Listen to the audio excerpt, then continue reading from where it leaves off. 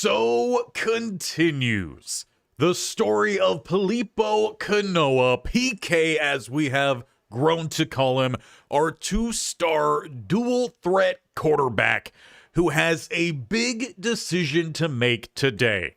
As last time out, the opening up here for this series, we went through the entire redshirt freshman season in which Filippo did not see the field whatsoever. And there were some weird things that happened with Coach, a test that apparently he cheated on. He thought he was just studying a Quizlet with McKinsey. Turns out Coach didn't like that. Really put him in the doghouse, even though he was already living in said doghouse. So today we begin with the choice. Entering the transfer portal or looking to continue to fight for a roster spot here in Filippo's own home state of Hawaii. Now, it was not a good year for Hawaii. The Rainbow Warriors, I believe they only won one game, and it was the last game of the season, and they barely won that.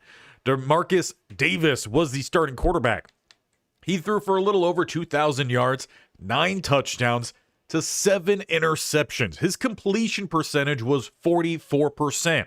The backup, and Micah Alejado, did also see some playing time, in which he only completed 28% of his passes for 0 touchdowns and an interception. After how horrible the quarterback play was, PK never even got a chance to see the field. So today, with what the coach's reaction was to the Quizlet, the test shenanigans, the lack of respect for PK and even getting an opportunity when the team played so horribly, indeed PK will be moving on. And it will be his first time leaving his home state of Hawaii. As we do enter the transfer portal, there are 3 teams who are giving us the option of being a starting quarterback, and it is going to be a step down even from Hawaii. UTEP, a 0-star, half-star program with a 54 rated offense. They think PK could come in and elevate them. Troy, with a 64 rated offense, believes he could come in and be a starter. And Kennesaw State, with a 61 rated offense. They went 2-10 last year. Troy, they actually went 5-7, not too bad for Troy. And then for UTEP, they actually went 7-6. But a big decision for PK really comes down to the receivers. What team is going to give him the best options at actually growing his stats and perhaps showing to some of these bigger programs what kind of player he is? So before we make our decision, we're going to take a quick recap of this first year. First off, college football bracket, Oregon ends up going on and winning the national championship. Now, that's not going to affect us right out the gate here because PK is not quite at that level. Hopefully one day he will be. There really aren't any surprises, though, to this college football playoff board. Everyone that you would expect to be there is more or less there. So no big inference for us. We'll go check out the season stats specifically for those 3 teams. We'll start with Kennesaw State. Now, they actually had a pretty decent year from a 67 overall quarterback, so PK would step in as a higher overall. But is the play bad enough that we think that we can secure that spot without a battle? Now, while Annette here did only complete 46%, he was over 3,000 yards, 22 touchdowns to 9 interceptions. He did not get much involved in the run game. As for the receivers, they actually do have some good options here that could look to stick around. Unfortunately, we cannot see what their deal breakers are. So there's no exact way of saying for sure they will still be there if we choose to go there. But Javon Rogers, right now a 78, could become an 80 overall perhaps. There is also KJ Parker, 74 redshirt sophomore. He should be there if he doesn't look to transfer. They will be moving on from their number 3 receiver in Connor Finer. But there is the potential that they do keep their tight end. Pure blocker, though, so how much will Ben Blayton really help out PK? Maybe not so much. And we would probably expect Dayton Howard to step in to be that 3rd option again if all these guys end up sticking around, because they may not. Next option up would probably be Troy. Scroll on down to the T's. As for Troy, we'll get back to the receivers. Their quarterback, Cardell Bland, really poor season. 17 interceptions to 12 touchdowns, less than 3,000 passing, sub 50% complete. He's a pure runner, true freshman. Very similar overall, though he didn't run very successfully. Only 1.1 yards per carry. Obviously, Sack's going to weigh in on that total. 2 touchdowns. So they may have a quarterback of similar caliber right now to PK, and maybe there would be a battle. As for the receivers, there is Bryant, who will be graduating, Mothershed, who may stick around but currently is sub 70. They do have a pretty solid-looking tight end in Barham, but again, pure blocker, so maybe won't help out PK that much. And Vines, who is another freshman, true freshman, seeing some playing time, sub 70 overall. Troy seems to have the worst possible receivers for us out the gate. Last option for a starting spot is UTEP. Again, we'll get back to the receivers. They have Jeff Tracy. He started for him last year, and he actually did have a pretty solid season. Again, completion percentage, nothing crazy, but far better than the previous two. Over 3,000 passing, 22 touchdowns to 8 interceptions. As for the receiving game, Jalen Brown could be sticking around, could be looking to move on again as a redshirt sophomore. We do not have the ability to see if he has a deal breaker that's not being met and if he will look to transfer, but if he stays, could be a solid guy to build here with PK. Dylan Gresham, another high overall receiver for UTEP's overall rankings that, again, could be with us for a couple seasons. Also, Dia Johnson, another young guy. UTEP has the best possible receivers for us to team up with. We'll have a new tight end. But would we have the battle then with Jeff Tracy? Seems to be the most sure spot for us to step in, I believe, is at Troy, not Toledo, Troy, correction to that. Kennesaw State had the lowest overall quarterback, and I would say the second best receiving core. Wish there was a way to get through that a little bit quicker. But yeah, for Annette, 67. Did have a solid year outside the completion percentage, but the touchdown to turnover ratio was really good.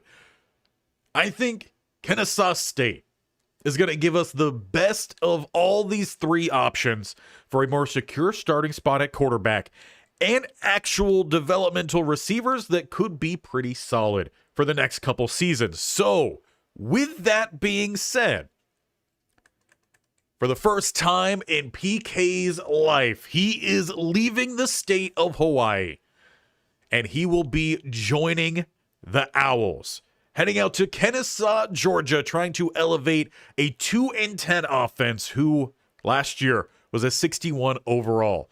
There is low NIL opportunities. The job security, it's nothing crazy. The coach prestige isn't anything great, but PK's viewing this as a 1-year stop, show what he could do, and then move back up in caliber. So we will be looking to head to Kennesaw. PK's second biggest decision, this time he hopes is a much better decision for him. And before I go anywhere here, quick thumbnail grab. PK is going to be an Owl this year. Rainbow Warrior to Owl. And should be a starting quarterback. Now, we could also upgrade PK before we step in. He is stepping in already as a 71 right now. We do have 19 points we could use to upgrade him. And I know we need to upgrade this quickness. That is for sure. The speed is not there yet. That is a nice boost. Get that close to an 80 for speed. Acceleration's at a good spot. Stamina's at a good spot. We do have 7 more points. And while I would consider doing some IQ, might even need to consider doing some elusiveness at some point, I think we're going to save up a little bit here. And by save up, I mean we're going to spend 1 more here for accuracy. Then we're going to bank the 2 because we need that arm strength to increase. And we should see some more increases in his abilities as we now step in as a starter, though it looks like we have a number change for Filippo. Number 11. I don't know if I like that. Let's see if we could change up that number here. I prefer my quarterbacks to be in the threes. So like 3, 6, 9, 12. Let's see what options they have here for PK. 5, 4, 3. I want to say he wore 6 last year. Do we come in now wearing 3? The other option is 12. I just don't think Filippo matches the 12. I think 3 is the way to go here for PK. So a new jersey change. Obviously, quite a different look as well. I feel like we need to get a little bit of some yellow in the mix here. Let's do a quick gear change up on him. And then we'll look to jump into some actual gameplay today. Actually get out on the field, something we were not able to do last season, last time out. Again, these are planned to be every single Sunday. Let's give him a nice yellow glove. And then on that right elbow, maybe a golden band. So we slowly work our way through there. So we're looking, I think, this one right here. Yes. All right, PK is ready to go now. I do still like the cleats. Cleats look good. Now wearing the Adidas. Let's see if there's any last things we need to do here in the offseason. We've upgraded. We've moved schools. Would love to see if we get to play against Hawaii. That would be massive this year. A little bit of a revenge game for PK. And of course, the loading screens. But as we are moving ever closer to the full free agency period in the NFL, what are you guys thinking? Who are some players you want your team to sign? Let's talk about it in the chat as we are still waiting here for a load screen. I know for the Vikings, that's my team. Kyler Murray could be a big upgrade at the quarterback spot. Maybe JJ develops into something in a couple years. A Sam Darnold type arc. Who knows? Who knows? Finally, we're through the loading screen. Anything new here for us? Well, we have a bye week first off. Let's just take a quick look at the roster. Who stuck around? Any of those receivers we were looking at earlier? Quarterback-wise, they brought in another quarterback. They brought in Devontae Fitzpatrick. So I don't know if PK's starting. What's the depth chart say? Because we signed being told we would be a starter. And they do currently have us as the starter. So we're going to need to prove ourselves because we've got a guy biting at our heels. And right now, he definitely has the better ratings.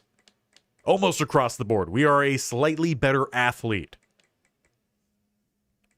Well, then at receiver then, what do we got? Cameron Lacey. I feel like that's a new guy we did not talk about. So they bring in a receiver, 83 overall. LJ Johnson Jr. I feel like is also another transfer. That name does not sound familiar to what we just went over. But we actually have a really deep receiving room now. Let's see if we could check their stats real quick. See if they were here last year or where they came from. Cameron Lacey. Yeah, he did move from Middle Tennessee. Averaged about a first down a catch. Actually came from Wake Forest. So Middle Tennessee, then Wake Forest. But averages around 13, 14 yards a catch. Not too bad there for what looks to be PK's number one receiver. What about LJ Johnson Jr.? Number 12. So we didn't end up taking that number. Well, now we've got a teammate who has it. He moves over from USF and Texas State. Did not see much playing time, though, the last couple seasons. Though obviously has developed well enough. And then we've kind of got a split of who will be that number 3 guy. Austin McGee rocking number 6. So it looks like Kennesaw State really went hard in the portal. He moves over from Georgia State where he did spend 2 years. A freshman redshirt. At some point he was redshirted. But the math isn't mathing there. Either way, it looked to be a full-time player last year. and did average a first down a catch, only 2 touchdowns. So a lot of guys who seemingly look to be that number 2, number 3 option. Cayenne Barry Johnson. He comes over from Wisconsin. Another guy who didn't see much playing time. But a lot of these guys seem to be more of the field stretchers, looking at more medium to deep passing. Is that going to fit in with PK? At tight end, Henry Gregory, a physical route runner, sophomore. We also have Isaiah Williams, another physical route runner. Neither come with a lot of speed, but we could definitely work with this. We could definitely work with it. No upgrades for us yet. We're going to hit some practice, and then hopefully we'll be jumping into our first game as a starter. We'll start with that pocket presence, and as we jump into that, I'll go ahead and take my face on up out of here. With that, also turn off my light as we get warmed up for the season. PK. New starting quarterback. That was a little loud on my volume. Get back in the box here, buddy. Got to move around. Don't get sacked. As I punch a speaker. Oh, did not avoid the sack. They just grazed him. Did avoid that one, though. Just touched the target slightly. That's a better throw there, PK. I think the last practice we did, we finally got gold on this. So let's see if we could get close to that again. Not the right one. That barely counts. PK's got to warm up that arm, especially with the quarterback hot on his tails. Avoids the sack there. Dancing around, back of the pocket, good loft. Still only got a bronze. Nice little sidearm there, PK. Running out of time here, about 6 seconds left. Oh, PK does take the sack there, but we do have silver, just avoids one more, and it will be a silver to kickstart what should be his redshirt freshman campaign. Do need to check on that before we jump into anything else, especially since it doesn't show us there, but coach is neutral. That's what we like to see. Bring my face back in here, too. Go back on over to that Coach Trust update. We're looking solid for that QB1 role, which is good to see. And Fitzpatrick does actually have a good bit of distance he has to gain here. So, Coach actually believes in PK, something he didn't quite have last year. And that might just be a little something to help swing his confidence back in his own favor. And indeed, we are redshirted this year, so that's good. Weekly agenda. Hopefully McKenzie didn't also transfer with us. We got 7 to spend here. Well, let's go ahead, study up a little bit. Do a little bit of some training. And now with the 3 tokens we have here, I'm going to spend a little bit more in leadership this year. Being the starting quarterback, I think that's going to be pretty important for us. If you guys have experienced that this is not that important, then do again. Let me know. But that's what we're going to rock with here out the gate. A little bit of a speed and throw on the run hit, which is unfortunate because we're not that fast already. It looks like that's it for week 0. We move on to week 1, where we look to finally get a start. Got to run through one more practice and another weekly event or whatever, I'm sure. First up is Tennessee. That is a big matchup for PK's first game. And they've got an 89 rated defense. At least their impact player is not on defense, though clearly they've got plenty of good people as well.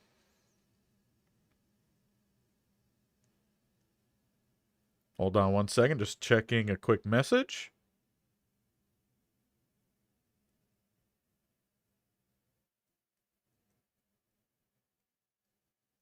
All right, all good. Well, let's jump into another practice. This time, let's rock with the option offense. And once again, take my face on up out of here. As we get prepared here, this is game week. PK looking to hold on to that starting spot, show why he has deserved it this whole time. He's got to get that pitch out. Well, that's not a great way to start, PK. You got to get the pitch out if you're going to run some triple option.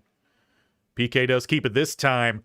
Looking to show off that new speed, and he does not quite hit the corner. Does pick up a good chunk of yardage, though. Down inside the 10, PK looks to keep. No juke for success there. That's not how you run the triple option. PK here, though. He goes up and over. That'll make up for some of the non-scoring plays there. Extra 100 bonus as PK this time has the corner for the end zone. Got to continue working on some of this speed here. Will be a part of the Kennesaw offense. They were actually the first team I jumped into a dynasty with when college football came back. Just getting that pitch out, but for a loss.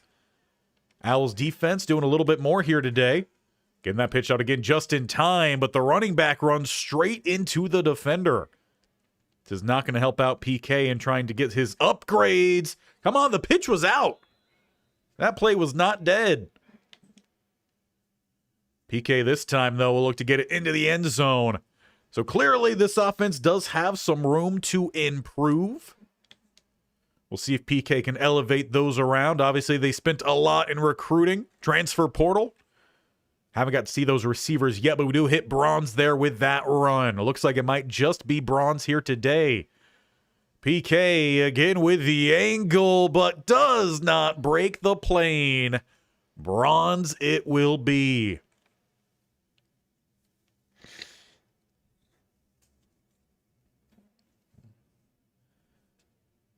The good news is we do get a little bit of that bonus there. No coach influence, though. And oddly enough, the dorms look just like they did at Hawaii. I don't even think the window, outside the window, looks any different. 6 points to spend here.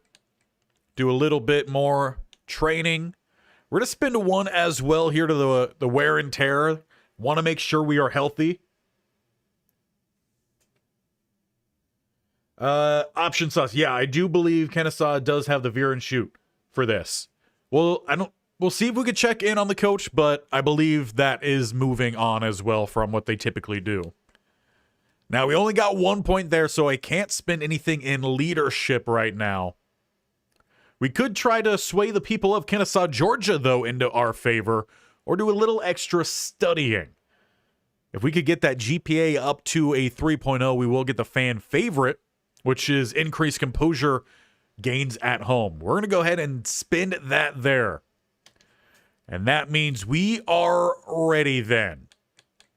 PK getting his first collegiate start on the road to Tennessee, facing off against an 89 overall Volunteers. Let's see what our boy has. Ooh, can we actually change the uniforms? Yes, we can. I'm good with an all-white.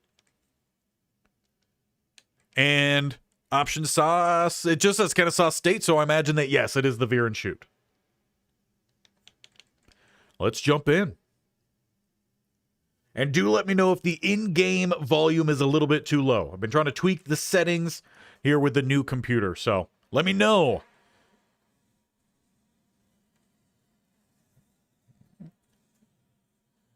No home walkout yet for PK. Can he handle the noise? And his first official start against one of the tougher places to play as well. Tennessee, big traditions. Would have been cool, though, if we were playing on, what, the Tennessee Motor Speedway? What NASCAR stadium did they play in? Might have been a few years ago. Are we going to get PK running out here at all? No. Well, if you haven't seen Tennessee's entrance, there you go. All right, PK. It's now or never.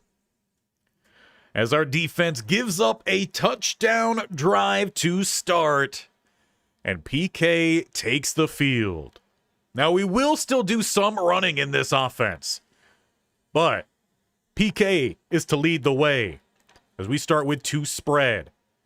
And PK reads the pocket, doesn't like what he sees. He's going to step up for the first down. Filippo.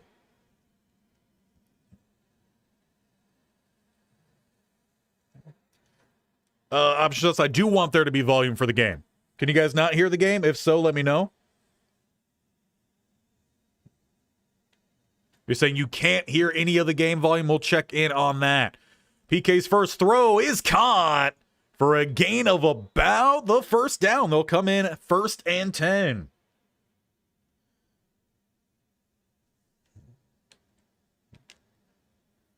The option toss. Let me know if you can hear the volume or if you still can't hear the volume. Would love to be able to actually see all the way outside. Looks like it is probably one-on-one. Might have a shot at a deep ball here. No, they take that away. Look for the check down, incomplete. Okay, you're saying no gameplay. Okay, let's pause that for a second here. You should be able to hear it. Let me just check a couple settings real quick.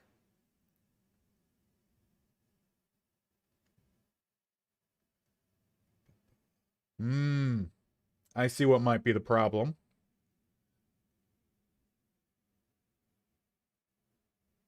Yeah. Okay.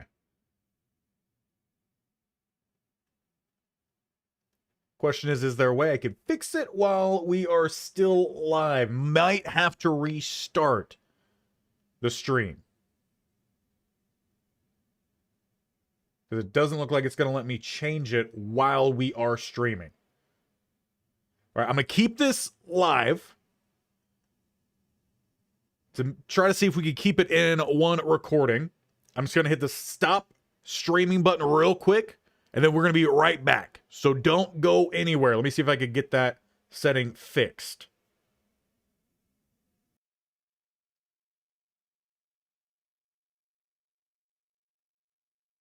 We should be back.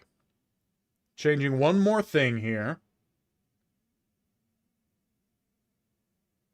And we're going to see if that ends up fixing something.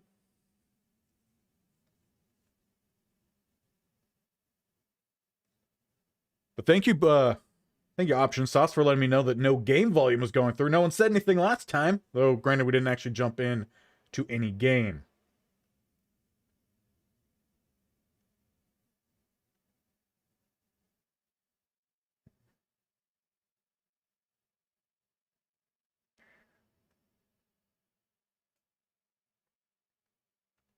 Okay, let's jump back into the game. Let me know, again, if it doesn't have game volume or if there is game volume.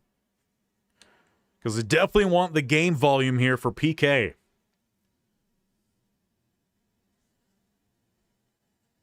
Good one high coverage here. Off coverage on the outside as well. They do bring that blitz. PK is going to look to step up here. First down and get down inside the 40. Again, let me know. Volume, is it there? Is it not there? Still no game volume? All right, let's run one more play here, then we'll try to dive in a little bit more. As PK goes downfield, double coverage, but in and out of his receiver's hands. How unfortunate. 2nd and 10. Let's see if we can fix something else here then. Because it should be going through. Says I have volume there. Has this been a problem on any of the other streams? Or is it just new computer problems?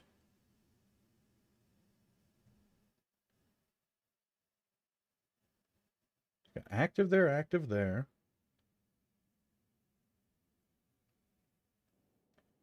Let's try this. And by this, obviously you can't see it, but I'm just checking a couple different things. Seeing if that helps us out a little bit. First stream, well, option sauce. Normally, I feel like we do have volume, so I'm not sure again what's happening there. We did have to switch computers.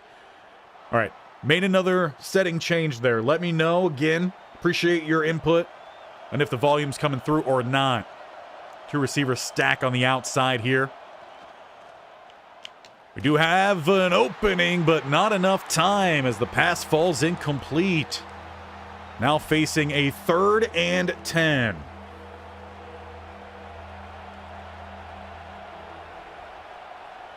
Tennessee with a good matchup here across the board. They do bring the blitz off the right side, and we attack their star corner for the first down, almost breaking away.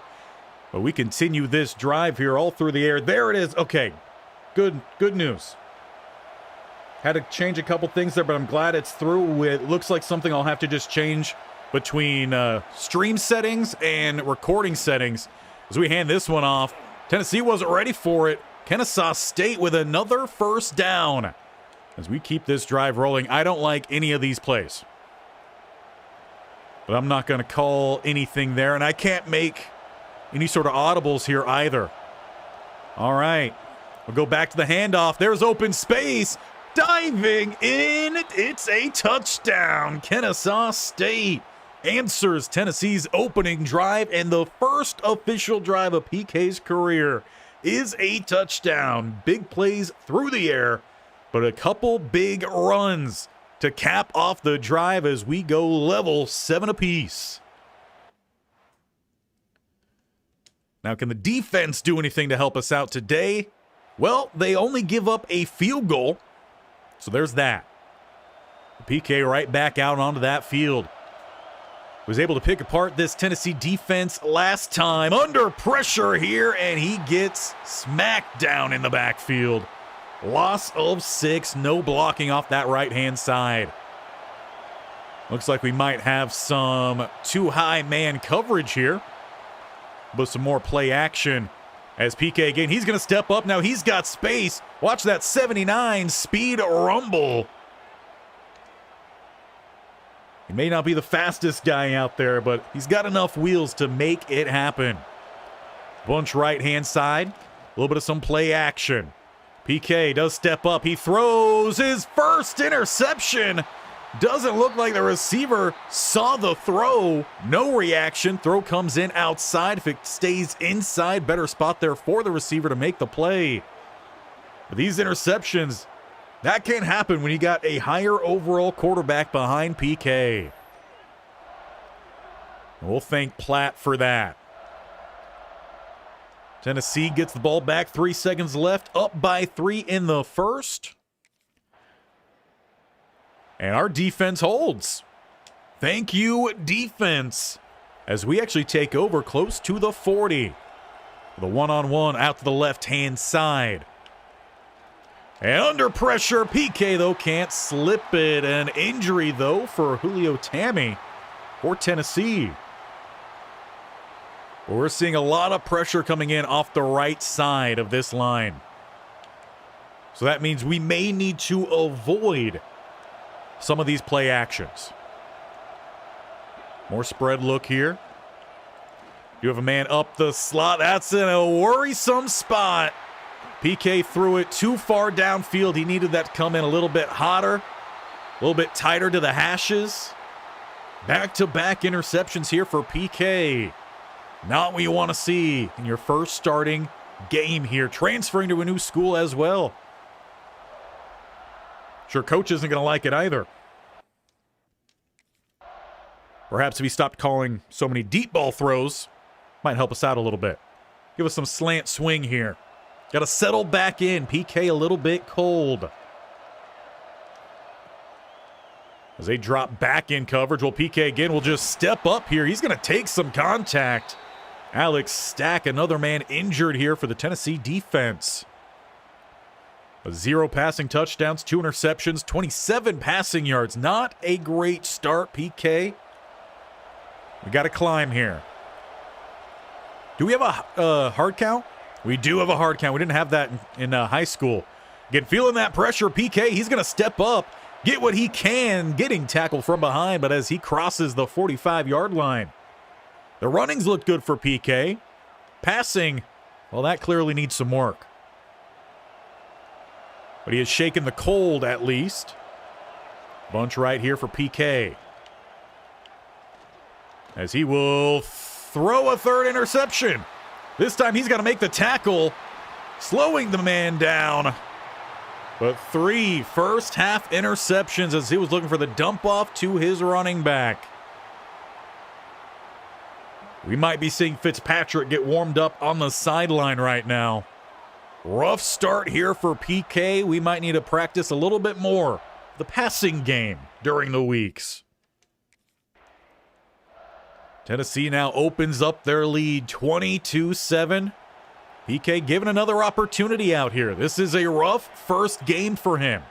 That is for sure. High-end talent. No one getting open, though. PK again scrambles forward for that first down. Prior to 2 minutes to go here, they do go hurry up.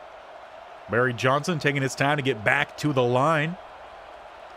As they do go right back to that passing game. Lofted throw.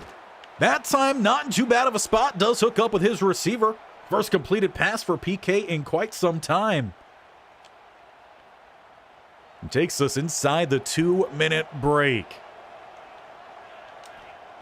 PK looking for another touchdown here, but again under pressure off that right side. 3 sacks coming from this side of that line. Tennessee obviously showing they are a bit of a mismatch up front for us. The 2nd and 14. Now PK gets rid of it. Late flag comes in. It looks like this is going to be on Kennesaw State with offensive pass interference. Get that one on Cameron Lacey. So 2nd and 24 then. We are back on the other side of the 50. Hard count, no one offers from Tennessee. They do bring that blitz. PK is over the middle, but dropped by his tight end. Broke the tackle, but it didn't quite matter because he didn't have the ball. So 3rd and 24. But I'd love to at least get into field goal range. This time, hard count does pay off. We get the right edge man to jump early, giving us a free 5.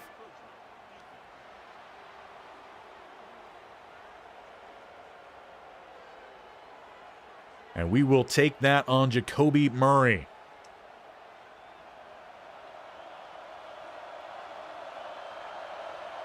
That still leaves quite a long distance for us to go here. 3rd and 19, again, trying that hard count. Does not work. And that ball's going to come up nowhere close to a target. 4th and 19 at the 48. We should have probably upgraded the right side of this line instead of getting all these different receivers, because so far has not panned out. But as we move into the second half here, we need to find some points. We need to clean up those turnovers as well. PK under pressure again. Had a man breaking open. I don't know what we're highlighting here because the offense has not managed much. And PK leaves the field. Did we just get injured? In our first official start, did we just get injured? It doesn't tell us, but we're not out on the field.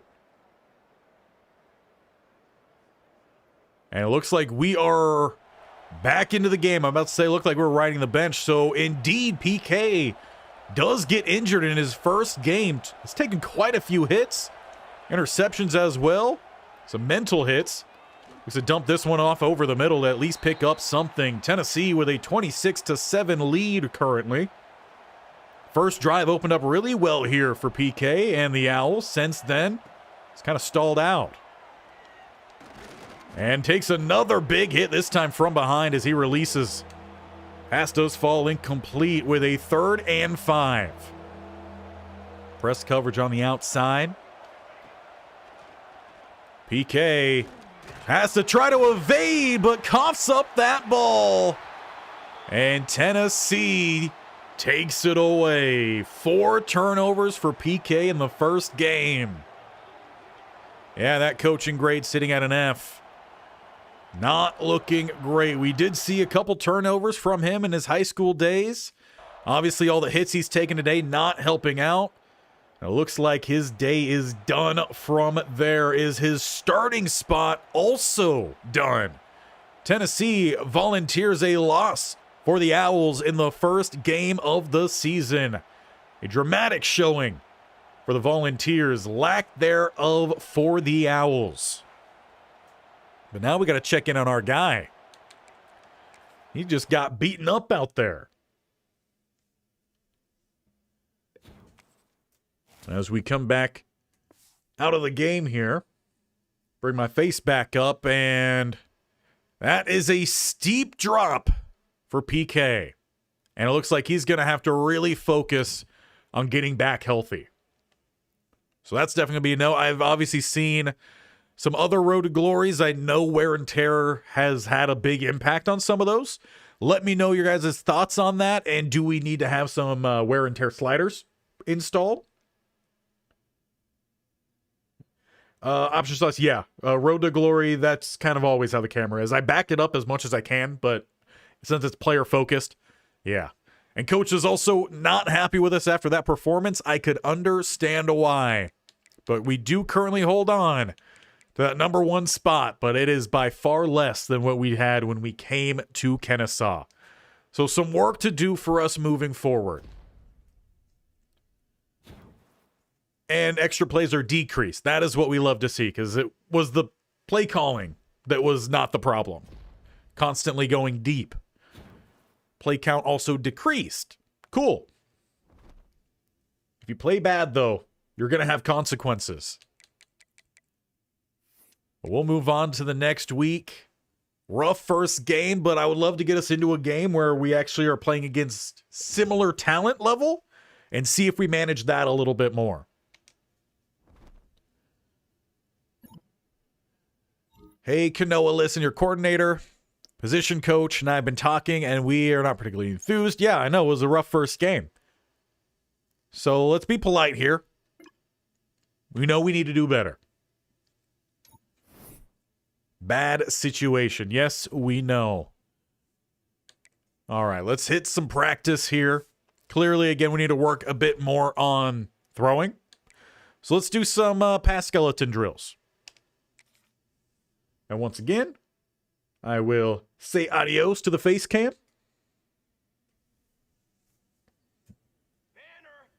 And now we're going to focus on really dialing this in here.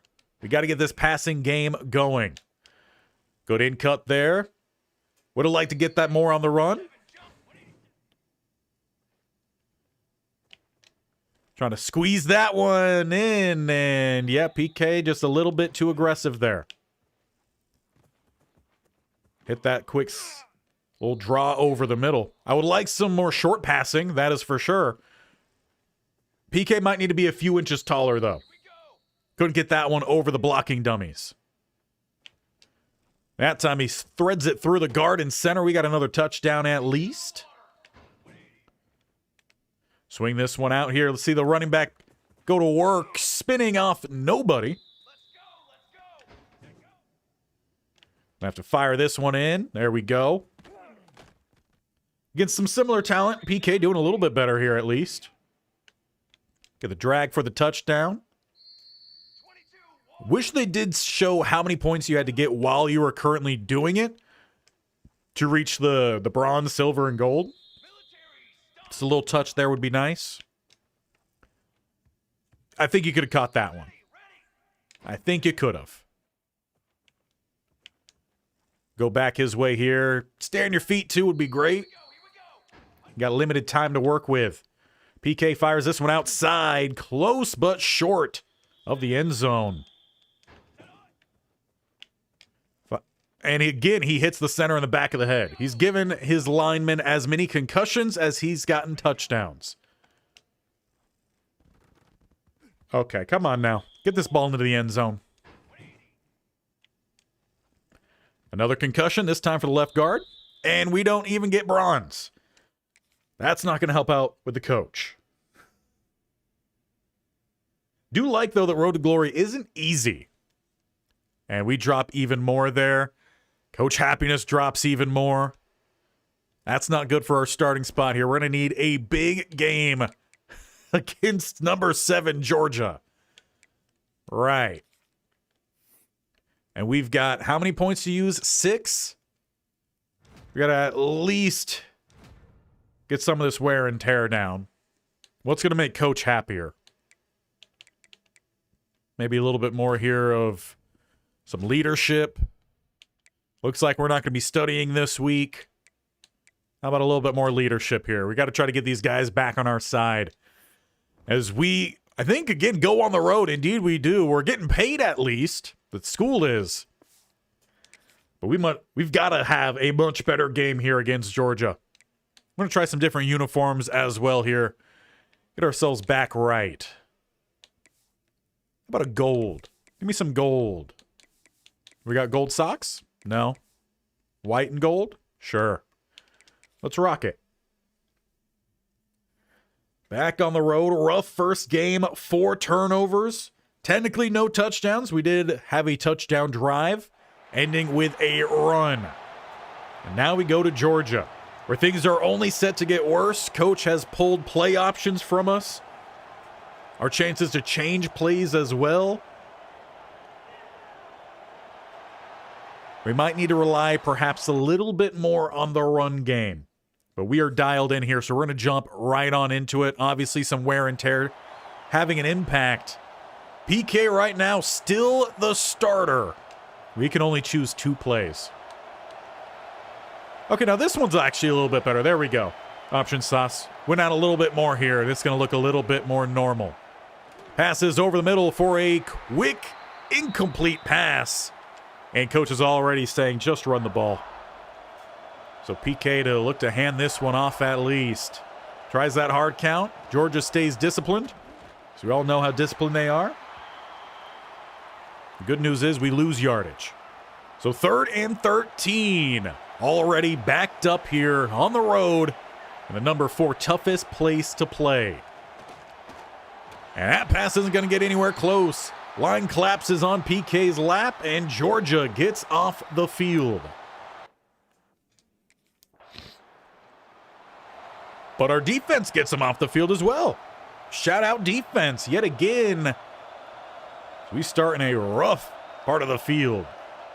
And indeed, we just look to hand this one off. A little bit of space there. Would have had more if the tackle did his job whatsoever. But we'll take the 4 there up to the 7. Look for a little swing out back to the running back here.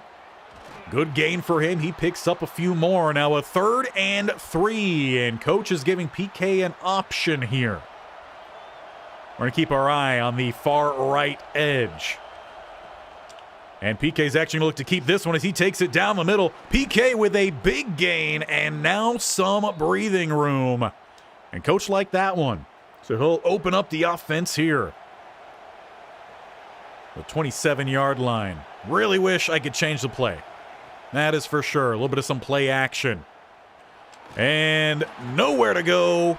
PK finally whistled down, though he limits it to just a loss of 1. I don't want deep route after deep route. I also would love to see what the actual play is for us. We're just going to have to find out what it is. So we've got some motion over from the right-hand side, some play action. And we can't even hit the check down there as Terrell Vincent injured on the play. We are down an offensive lineman because they've played so well so far. Hopefully, though, for him, it's not as big of an injury. But the crowd does quiet at least after that injury. Again, I would love to hot route here. I got McGee with a straight shot forward. Linebacker looks to take that away. Have a tight end over here. Let's see if he can find the first down. Turning up, and he does.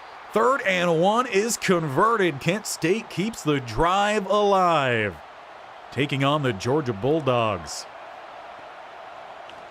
Quick pressure, another lofted pass. Falling incomplete, back to the tight end. Coach didn't like the read, so we go to the run play to follow. But that's probably a good thing. We do need to mix that in.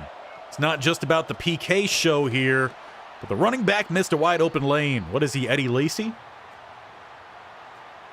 Got Cheeseburger Eddie here in the backfield. With another 3rd and long. Hard count again, no one offers. They bring the blitz off the right side. It's thrown in and out of the hands of wide receiver 1. So 4th and 9, looks like Kennesaw will have to punt from there. Still slightly better, slight improvement here over what we saw against Tennessee. Only 16 yards passing, though, not much to show for it. The 1st and 10, we take over, down a touchdown, And PK looks to immediately get that one outside. Coach likes that. Plus 10 for us. Unfortunately, we lose 2 on the play. Nice one-on-one on the outside. A little bit of some play action. Rush down the middle. There goes PK, picking up what he can. Leaving a 3rd and 3, and it looks like we're trying to air out this defense. So that tells me PK might just need a look to run the ball himself here. Hard count. No free play there for us. PK will look to step up here. Bounces to the outside. First down at the 48. No run call this time for us. Georgia, though, trying to tighten up some of those lanes on PK. Oh, they leave him a big one. Throwing this time, he finds his running back out of the backfield. Getting that plus as we're up to a C- here. We're going to take that. Especially after we had the negative F last time. Little RPO drawn up here. Looks like this should probably be a handoff. Indeed we will.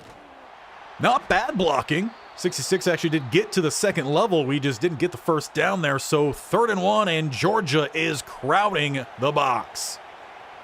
Keep an eye on that left end. He comes crashing down. PK, he's got to get that first down, and he will with help of the Georgia defender. Not going to find us complaining about that, though.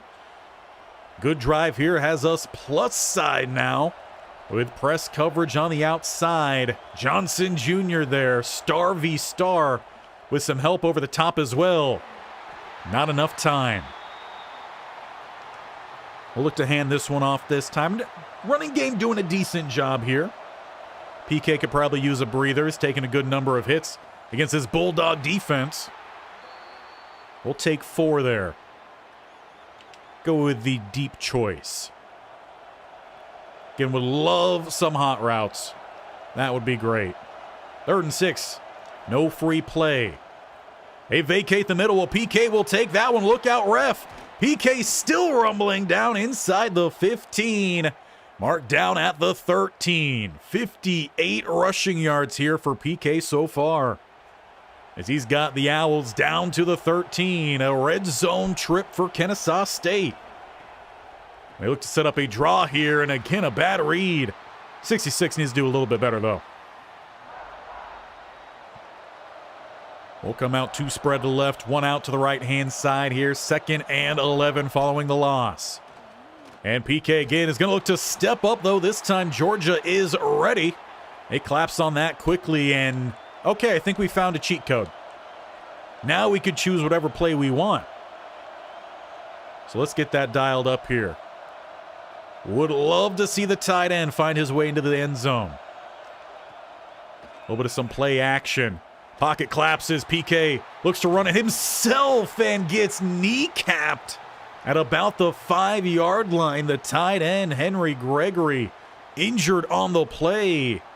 And that might just take away. No, it's not taking away anything. Coach is going to risk it. What do we have? Coach Ty on the sideline? 4th and 2. Hard count there. No one offers. PK does not get there. Taken down in the backfield. A promising drive. But they went for it on 4th, and it does not pay off. And Georgia doesn't go anywhere after that. But so far, better play here for PK. Sitting at a solid C-. It's barely passing, but it is passing. As we hand the ball off, sun has dipped down here in Georgia. We are into the 2nd quarter. The 2nd and 8. Crowd has not been as enthusiastic here. They're probably a little bit curious on why Kennesaw State has held their offense to just 7. Not a good pass there that time from PK. A little bit off the mark. Leaves a 3rd and 8. A hard count there. Motion out the running back. As PK again looks to step up, but is only going to get about a yard past the line of scrimmage. You can tell he doesn't trust the pocket right now, and the passing plays are not finding any sort of quick hitters. Georgia scores quickly their first drive of the 2nd quarter. Take a 14-0 lead. A little bit more, some play action here. Quick pressure, and PK try to fight through it. But it is a sack for Isaiah Gibson. Loss of 3. Again, coming off that right side. Starting tight end still out of this one. Hard count again doesn't do anything for PK. And again, trying to step up, but the speed of Georgia is taking away any sort of these lanes that he has tried to leak through. Might find something quick to the outside here. Lofted up, finding tight end 2, who is close. 4th and inches. Come on, coach. Got to risk it for the biscuit, right? No. But you see all those negatives? PK very much beaten up right now. So again, that is maybe something we'll have to toy with. Some of the wear and tear sliders. Hard count there, no offers again. And that pass isn't going to make it. Trying to do what we can here, but we need a little bit more from our teammates. More so the offensive line. As PK does look to keep this one. Again, he is swarmed at the line. Timeout called here from Georgia. That leaves a 3rd and 11. 40 seconds on the clock. PK does find the check down this time. And a timeout is called. But a 4th and short. And again, it looks like the offense is headed to the sideline. So no touchdowns in the first half, but no turnovers either. So slight win for us. As we get into the second half here, hopefully we were able to ice up a little bit in the locker room. Starting tight end back in the game as PK scrambles to get what he can. And it is a gain of 5 and hurry up. Georgia basically just playing man coverage across the board, single high. As we'll let that one fly down, feel a little bit too much air under it. Would love, again, some shorter passes. Give me some mesh concepts. Why do we not have any mesh concepts here? Hard count, no one offers. Quick throw, you got to make the play on that. A little bit behind. PK could have given him a better pass. But you still got to make these plays on the road. Especially when your quarterback is, honestly, probably should be wrapped up in some bubble wrap and ice at the same time. For the wear and tear he's suffered early this season. He's going to be living in an ice bath. And he throws, lofted pass, drops it in beautifully. Saw that last minute there. Looked like he was going to scramble again. PK trying to at least get a touchdown drive together here. He's got to impress his coach with how that first game has gone, the turnovers. Quick throw this one out to the flat. We'll pick up a few yards. We just need about 3 to 4 per play. That time we only find 2. Trying to open up the center here of this defense. Draw play. Close to the first down, and for the first down goes the running back. That was a good run. We'll go back to him here. Get PK a little bit of a breather.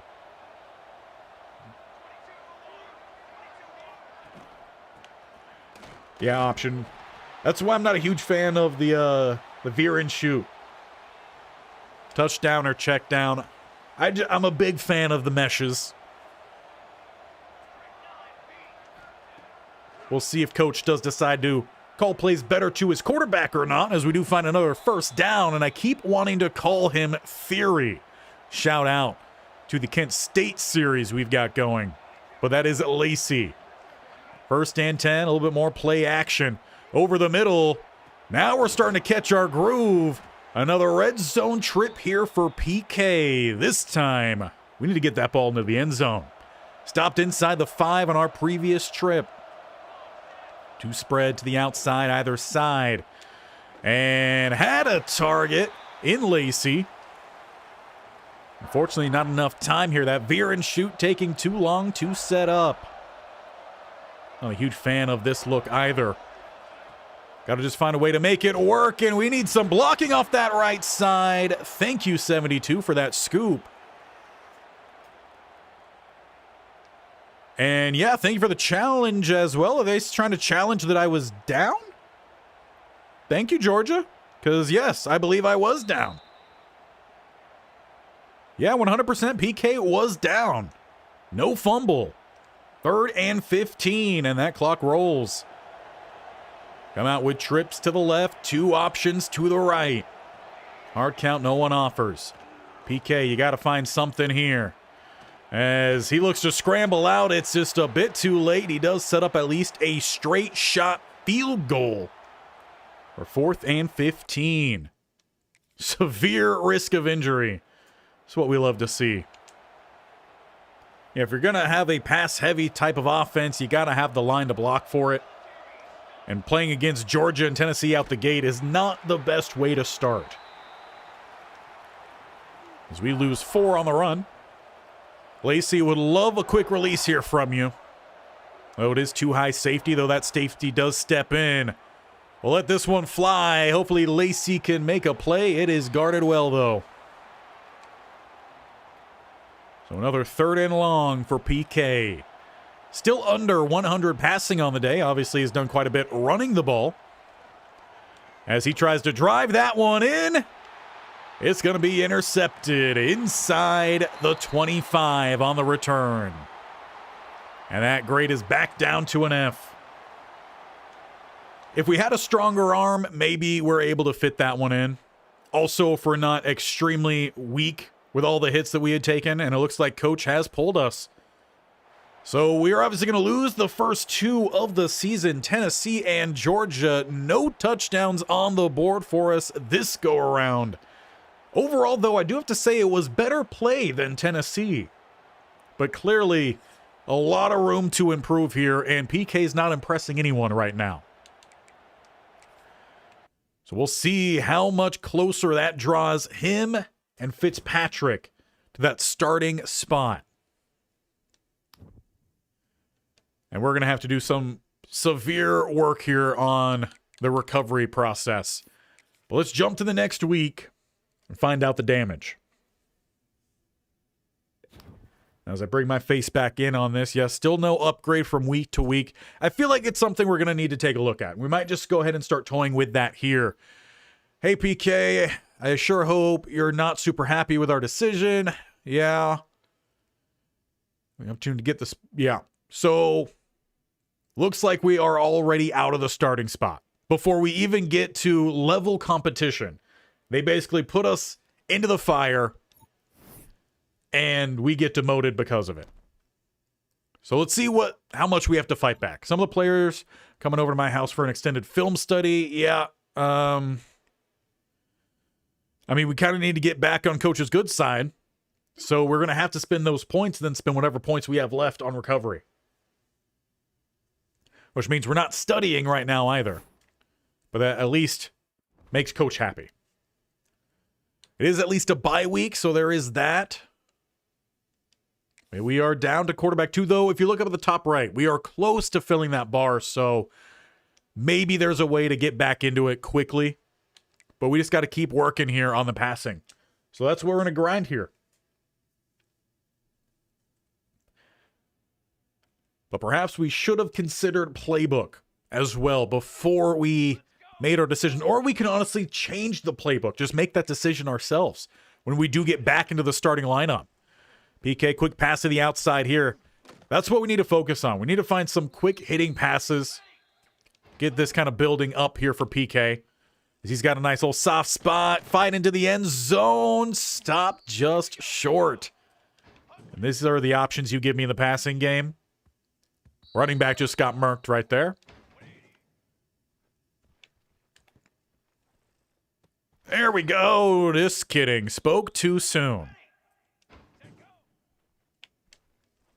At least we didn't hit our guard in the back of the head that time. That's a noticeable improvement here for PK. Give me that check down. We might just have to focus on just hitting check downs. Quick little toss over the middle. Slot receiver for the touchdown. There we go. We're also not going to get much of anywhere if we're not doing well in these practices. So, really need these practices to hit big.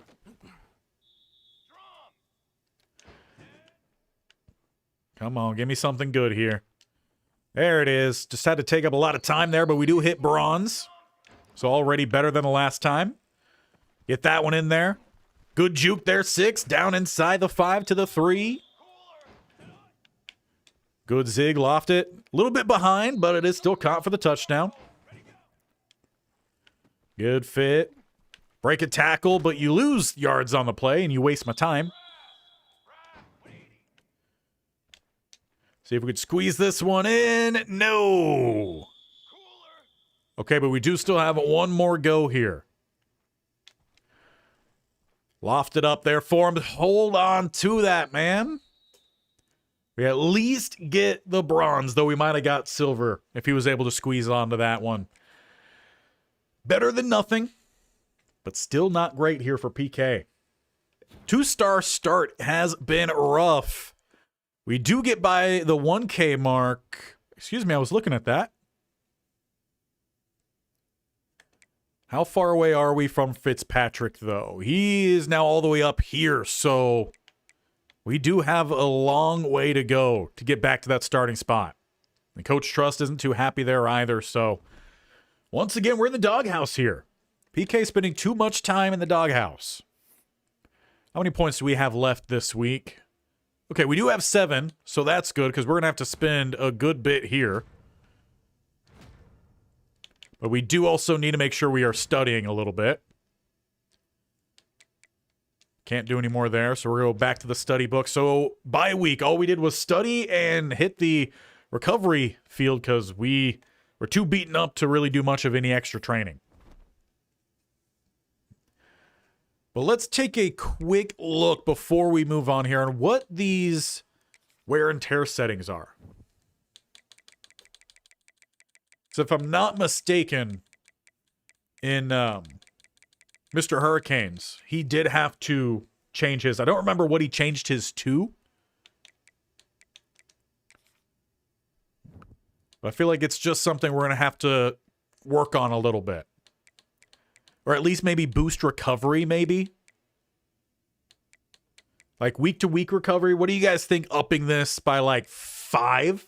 Seeing kind of how that goes. And then maybe in-game by like 2, halftime by 2, quarter by 1, per timeout maybe by 1. And then we'll leave per play recovery at 50. If you guys also have a slider set specifically for wear and tear that you know works really well for Road to Glory, let me know. We'll look in at maybe implementing that. But we're going to toy with this for now, just so that our quarterback is making it through these games. Because clearly, in a veer and shoot offense with a weak line, we're getting hit a lot. And we're going to see dramatic dips in already low overall play if we don't have that boost. So keep that in mind.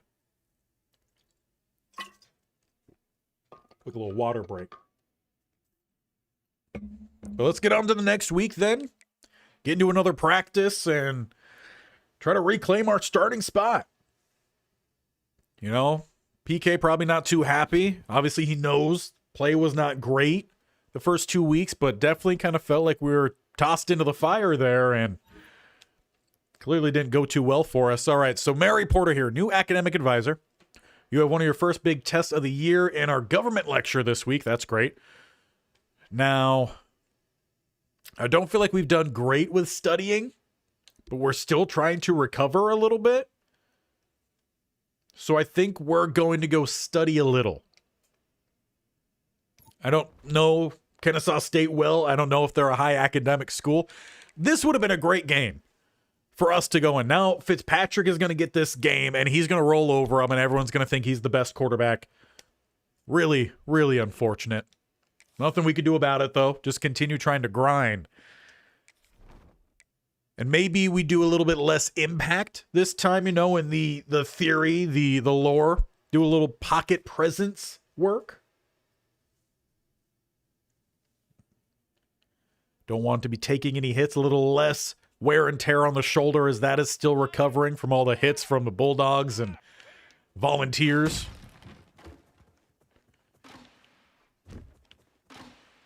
Just got to throw them as quickly as you can. It's kind of what I've found with this. Good throw that time. Inner ring. I'm pretty sure that was a bullseye. Woo, avoid the sack. There we go. Oh, didn't see that one, but we did avoid it. Good sidearm action there to hit at least the blue. Perfect. Hit the red. Got a bronze already. That might have been red, maybe blue. That was close to a bullseye. I don't think we got credit for a bullseye.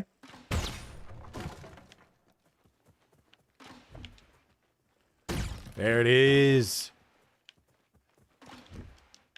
Oh, I think we avoided that one. Good, good. We do have a silver right now. Flip the black. Oh, left the pocket for a second. Flip the black again. And we hit gold. There we go. That was a good workout. And clearly we got to be working the pocket because the line is not holding up for us. Good jump right there. That's what we need if we're going to be catching up with Fitzpatrick. We got 5 more hours, tokens, energy tokens, whatever it is you want to call them to spin. Hopefully we absolutely blow out FCS East and we could jump into that game a little bit. But we still need to work a lot here. Get that at least a scrape by, and then we're going to spend the rest of these on trying to get healthy, or just kidding, can't do any more there. Brand or more academics. Coach happiness plus 0. Maybe if we get that up a little bit more, it'll just help us out. I know the leadership is also not helping us there, so a lot that we need to work on here and not a lot of hours to spend. So, doing what we can. But it does look like it's our first home game, and we will be on the bench for it. But, as we go to face the judicials, take my face on up out of here, and we will hit the field. Hopefully, we do see a little bit of some playing time. Hopefully. Really unfortunate that Fitzpatrick gets the easy game while we get the hard game. But our first time here, Kennesaw, Georgia, all suited up at least. We'll be holding the clipboard on the sideline rather than riding the pine. Maybe we find a new girlfriend with one of these cheerleaders rather than our high school one that we broke up with right before homecoming. We'll run on out here. Maybe we like someone who knows how to play an instrument. I don't know. You never know. PK's open. He's a wide man of interest. And maybe that's why he is not dialing in the football skills. But let's see if we do end up seeing the field at all today. As it's a little bit of back and forth. Kennesaw, though, does find a touchdown. Judicials tie it. Slight lead and grown before half, though they do drop back as we get into the second half. And East does take the lead, widening that lead. Kennesaw trying to bite into it. Fitzgerald ties it late. We go to overtime, and it looks like the Judicials take the game. Not much volume, though, coming from this game. There we go. It might just be on my side. Fitzpatrick or Fitzgerald, whatever his name is. It's not Fitzmagic, because he just lost to FCS East. At least when we were losing, it was to Tennessee and Georgia. What were the stats of this game? Please tell me he threw interceptions. 1 touchdown, no interceptions. He completed 61%. And he ran the ball fairly effectively. Cheeseman. That's another shout out there to the Kent State series. So not great news for our man in PK. Team has not won a game. He's not the starting quarterback anymore, and his top competitor actually had a better game than he's put together yet. But he's getting back healthy, trying to get back on coach's favor. We'll see if we can find ourselves back into that starting spot soon. Until then, it's back to the grind. You know, it's redshirt freshman year. This kind of thing can happen, especially when they bring in another quarterback who is a higher overall. Porter, grade results are back. Your GPA hasn't changed, so you didn't do terribly, but there's still room for improvement. Honestly, you know what? Fine with that. Fine with that. Porter, you're back again. Okay. You have a big presentation coming up in health science. What is my degree? Because I'm taking some random classes. Yeah. Health science course right before midterms. Don't forget, feel free to come in and use our online library. You know, there's a lot that we need to do elsewhere. We're going to wing it. We're going to take my approach. And it worked out for me in college. We'll see if it works out here for PK. Jaden Grimes. Hey, we haven't seen you around as much outside the complex. I'm grinding in the complex right now. A few guys are going to have an extra workout after walkthrough on Friday. We'll spin the point there. And I think the rest probably needs to go into leadership, which we get the boost. We roll the dice. It works out for us there. Because that's what I wanted to work on. We're not going to jump into the weekly agenda yet. We're coming back to this, but I believe we are getting a -3 coach happiness right now from us having the low leadership. So I think if we work on that, that should also help us out a little bit. And I'm not sure. Academics, we're not getting a boost, but we're not losing anything. So I do want to make sure we are grinding a little bit here for the leadership, while still trying to make sure our academics are scraping by. But now that we are rested up a little bit, Raging Cajuns this week, let's jump back into another passing drill. We'll readjust. PK, a rough, interesting, fun experience, though, out the gate here this year. Playing in an offense that doesn't quite fit what he does best. Don't give me the -100. It's not my fault the receiver kicked the ball into the hands of the DB. That's why I think interception numbers should be kind of split, honestly. Like interceptions and then interceptions asterisks or something, which is like receivers who give the DBs the ball, basically. Get a quick throw to the outside here. Find 12 up to the 15. Go back outside, back to 12. Is that Johnson? Still learning our teammates' names here. Maybe that's why we're not the starting quarterback.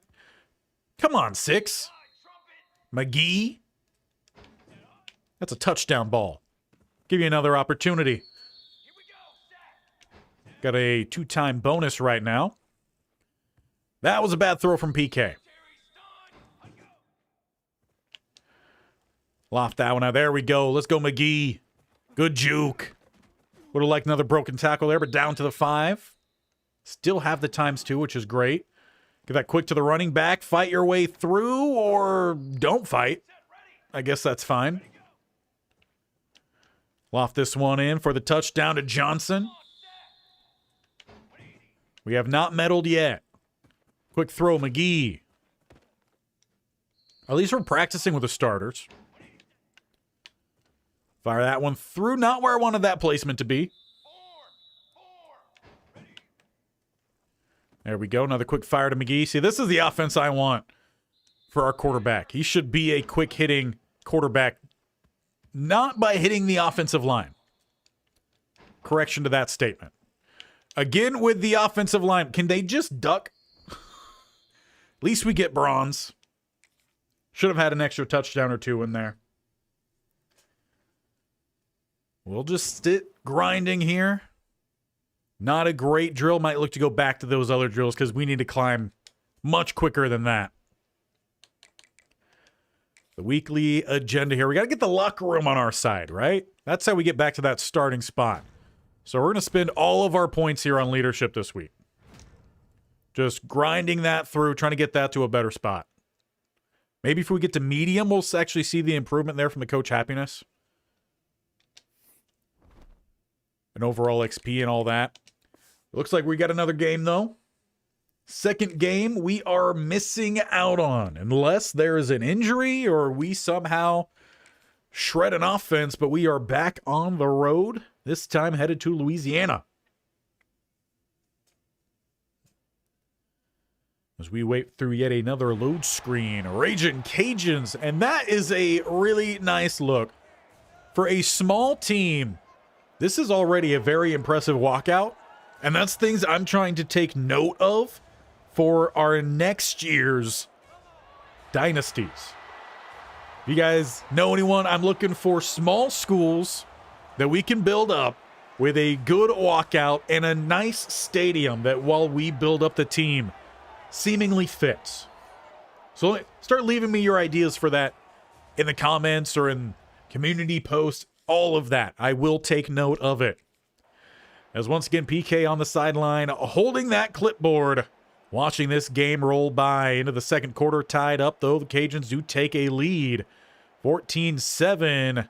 That'll carry through halftime. We do finally tie this thing up. Cajuns do take the lead and widen it to 6 points, though we do get that touchdown to take the lead and give it right back up. It's a lead back for us, and Kennesaw State wins their first game of the season on the road, putting up 21 points in the fourth quarter.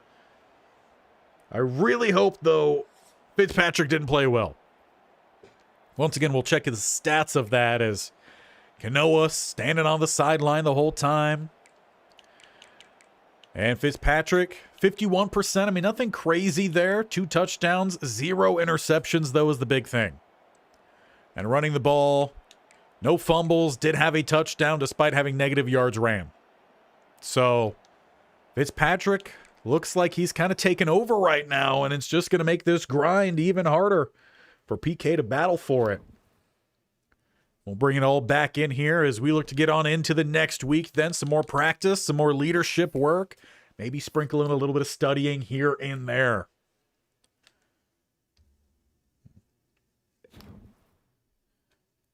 Two weeks to the exam as well. And Mary Porter, well, even though you didn't come in to work on your presentation, we did get a B+, so sweet. GPA increased. Go to work there. Maybe we now get fan favorite. Yes, we do. Called it before it even popped it up. So that leaves us now with 6, so that's good. We'll get back on into the grind here. We have 3-1 Liberty this week at home. We're going to go back to that pocket presence because we need to grind these XPs, the golds as much as we can. And I'm not a big fan of the passing skeleton there.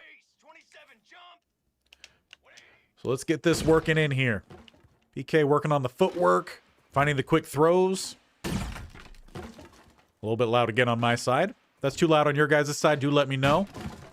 Good complete there. Good work. Step up, actually. Woohoo! Just avoided it. Yeah, counts. Counts again. Blue or red. Oh, come on. There you go. Woo! Avoid it. Oh. Ooh! All right. We're Keanu from The Matrix. Or just Keanu just in general, almost. Well, I guess maybe not in all of his movies.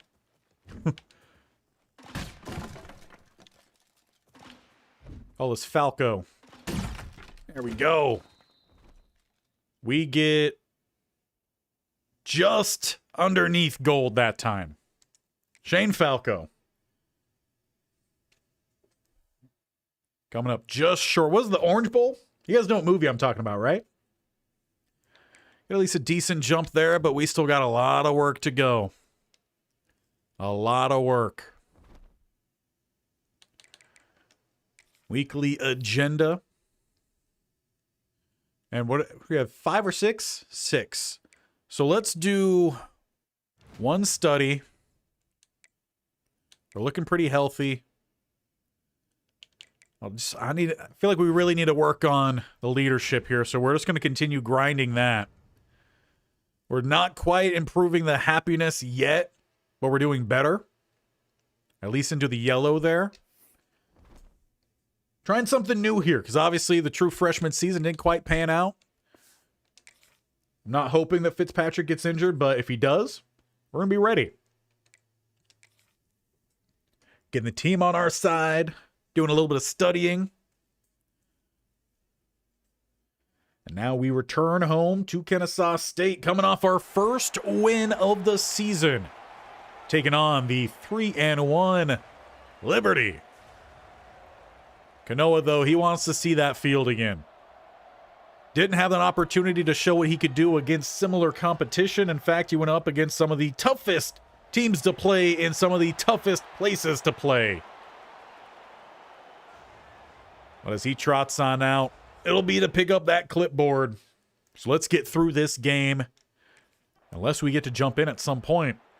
Nice opening drive, though, for Fitzpatrick, as it stays 7-0 through the first, well into the second, and 14-0 into the third.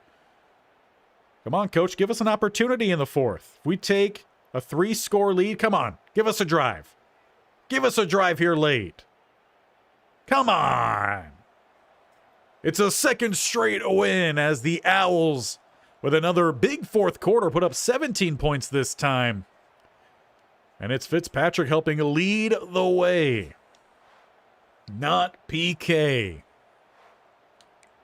Take a look at the stats yet again here. I just want to see some interceptions, some low completion percentage. 46, that's better. Only 87 yards passing, 1 touchdown. We could do that, no problem. Though he did have 2 rushing touchdowns on a total of 2 yards, so those must have been sneaks or something.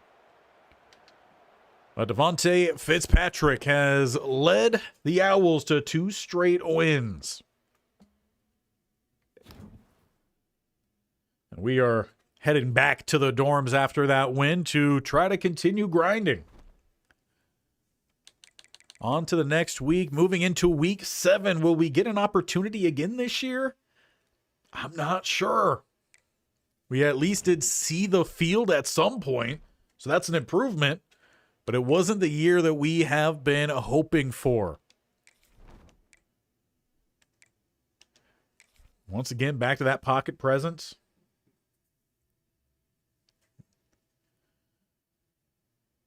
Obviously, the upgrades aren't flowing in this year either, because we're spending our points elsewhere right now.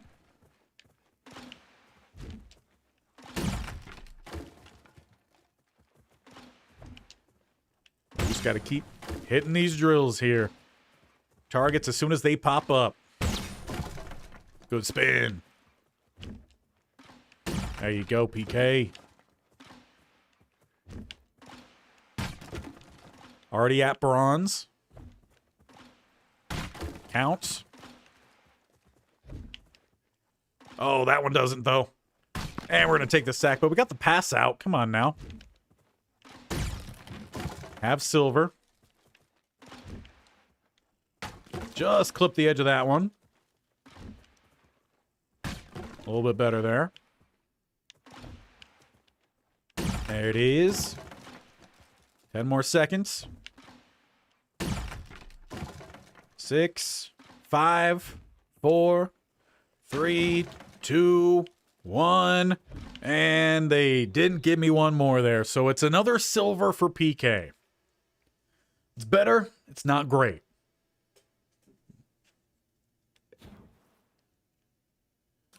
But we do get by that one. Fitzpatrick is moving ever further along. Seemingly like he has kind of taken over this team, as he's not playing poorly either. So what do we got? 5, 6. We got 6. We got exam in 1 week here. I think we're at a pretty good spot there, so we're going to do a little bit more the XP. Let's see if we could get this into the medium. And we are into the medium, and now we do have at least the +0, so we're not losing anything there. Team XP is up a little bit more, -5 instead of -10 composure. So a little bit better there. We'll see if that does end up helping us in the long run, too, with the coach. But we stay at home. Missouri State now headed to town. So once again, take my face on out of here, and we're just hoping for an opportunity at some point this year. 2 wins. If we get to 6, we'll be bowl eligible at least. First night game. This is a nice stadium. It's just small for the eventual build-up, right? But it is nice. Nice little quaint stadium. Hopefully that's not McKenzie. Shout out to the first episode, or first stream, if you watched this live or if you watched it after. But we do get a touchdown here and a field goal. It is 17-7 now, 17-14, 20-14 into the second half. Missouri State takes the lead, actually, into the fourth. We do get that field goal to reclaim it. 23-21, 30-21, 33-21. Fitzpatrick is getting hot here in the fourth quarter. It's 13 points there to see us by the Bears. And 3 straight wins for the Owls under the quarterback that started the season behind PK. And with his good play, he has just continued to separate, though only 36%. That's not very good. 1 touchdown. He is a pocket passer. And no rushing touchdowns this week. So I would say he probably didn't separate from us this week. So we did make up some ground there. Is it enough? No. We will not be the starter next week, but we're just doing as much as we can as this season is about halfway through. And as we are about an hour and a half in, let's see, what time is it? 4:30. We did have to restart that stream thing, so that's going to be off. So yeah, I've been here for about an hour and a half. Again, going to aim for that 2 to 3 hour mark. Mary Porter, we've got your exam results back. You got a D-. That's not great. I thought we did enough studying there, but apparently not. So Coach probably is not going to be happy, and once again, we're no longer a fan favorite. Is what it is. It is what it is. PK has been trying to focus a little bit more on the playing side of things rather than the academic side of things. Do a little bit more pocket presence. We'll change it up next time. We'll load back on in here. Really need to put together some golds. Really need some golds. So we need to basically be perfect. Is essentially how this works. We missed one last time. We did take a sack. Can't have that this time. Woo! Woo! Barely. Barely. Do wish these targets showed up a lot quicker, though. Oh, left the pocket. That's a weird angle. Sure. We do have silver. Another weird angle here, but we'll hit that. Believe it's 30 points we got to get to. 30,000, I should say. Good hit there. We're drawing in closer and just avoid the sack. That one by a narrow margin. And we do have gold this time. Woo! Duck under that one. Nice hit there. Another bullseye.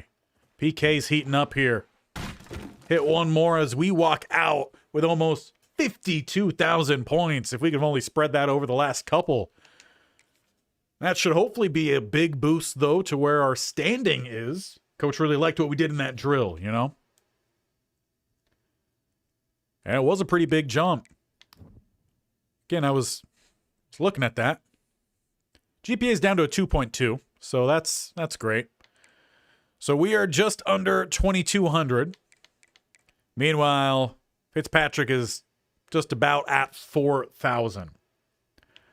So, not looking great.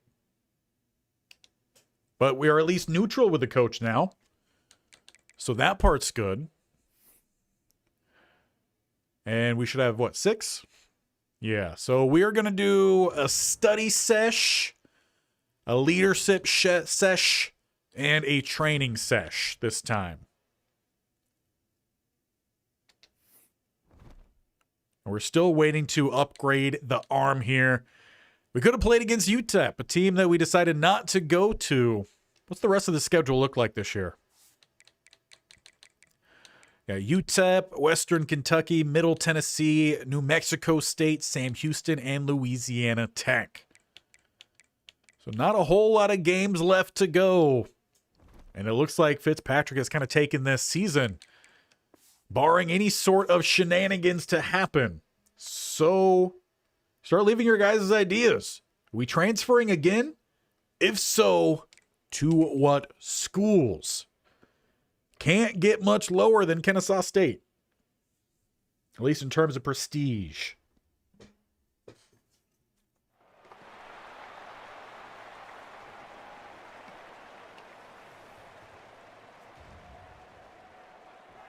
And as we go to face the Miners, once again, we're just being the assistant's coach, holding on to the clipboard, maybe being the sideline guy, pulling coach back after he gets too angry, maybe at the defense, because he's not getting angry at Fitzpatrick, as he has a 7-point lead, though, tied up here, though he quickly reclaims it there before half.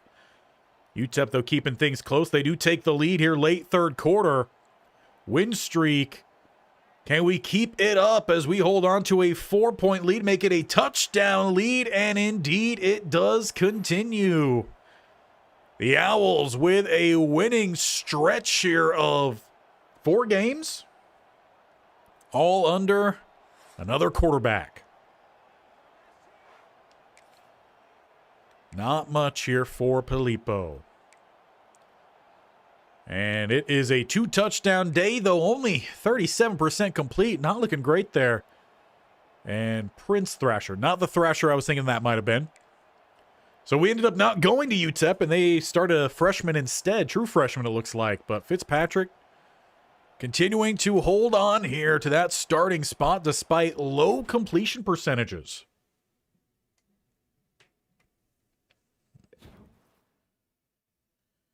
As we jump on right back here into the grind of the quarterback depth, we move on to week 9.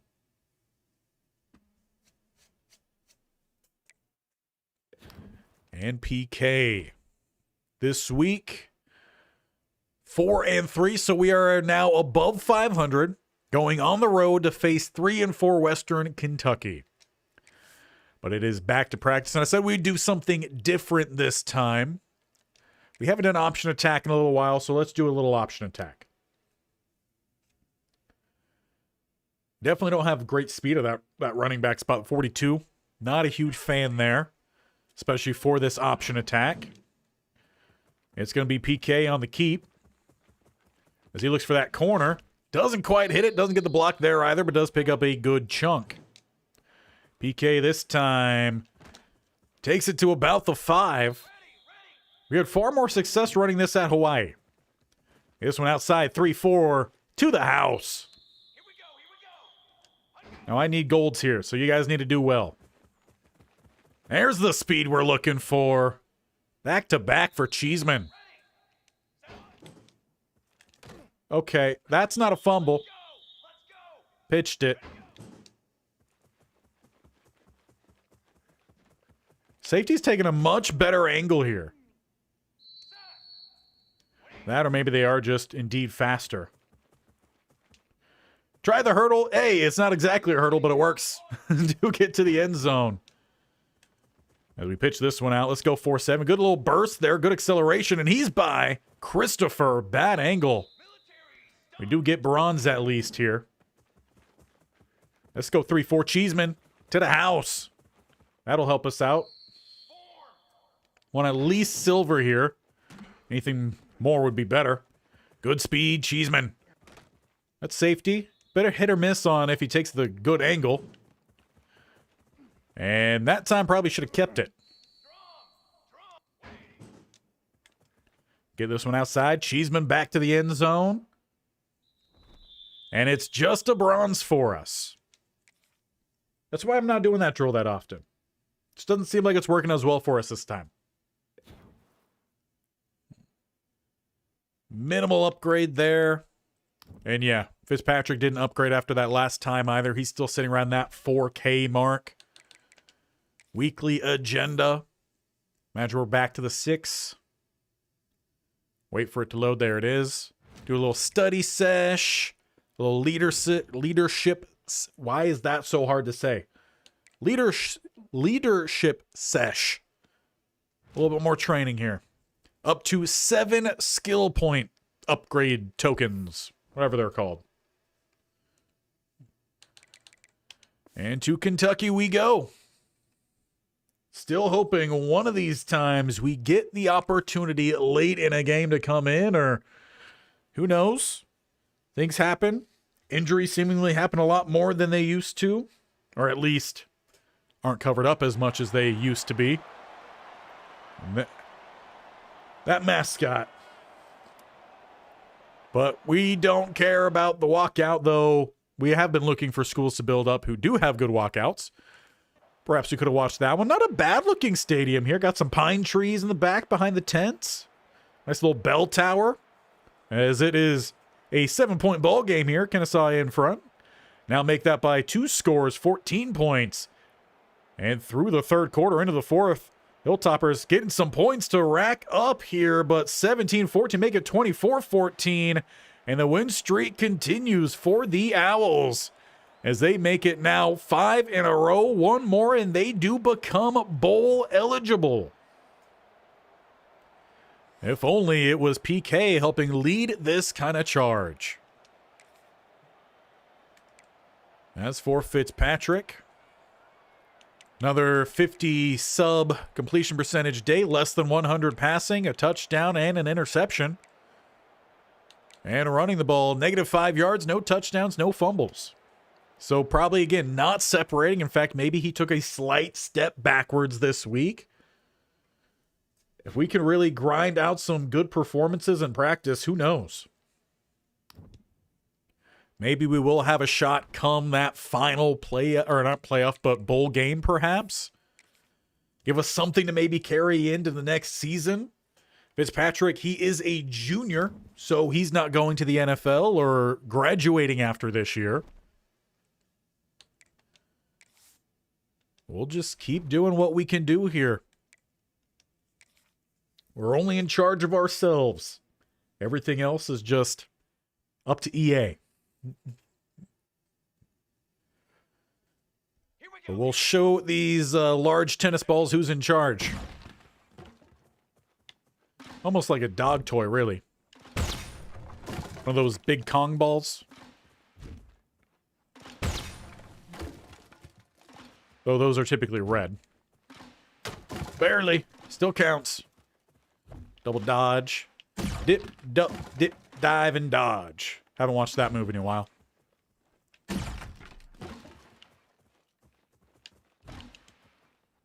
we go. Already got a bronze here. Ooh, that's a miss.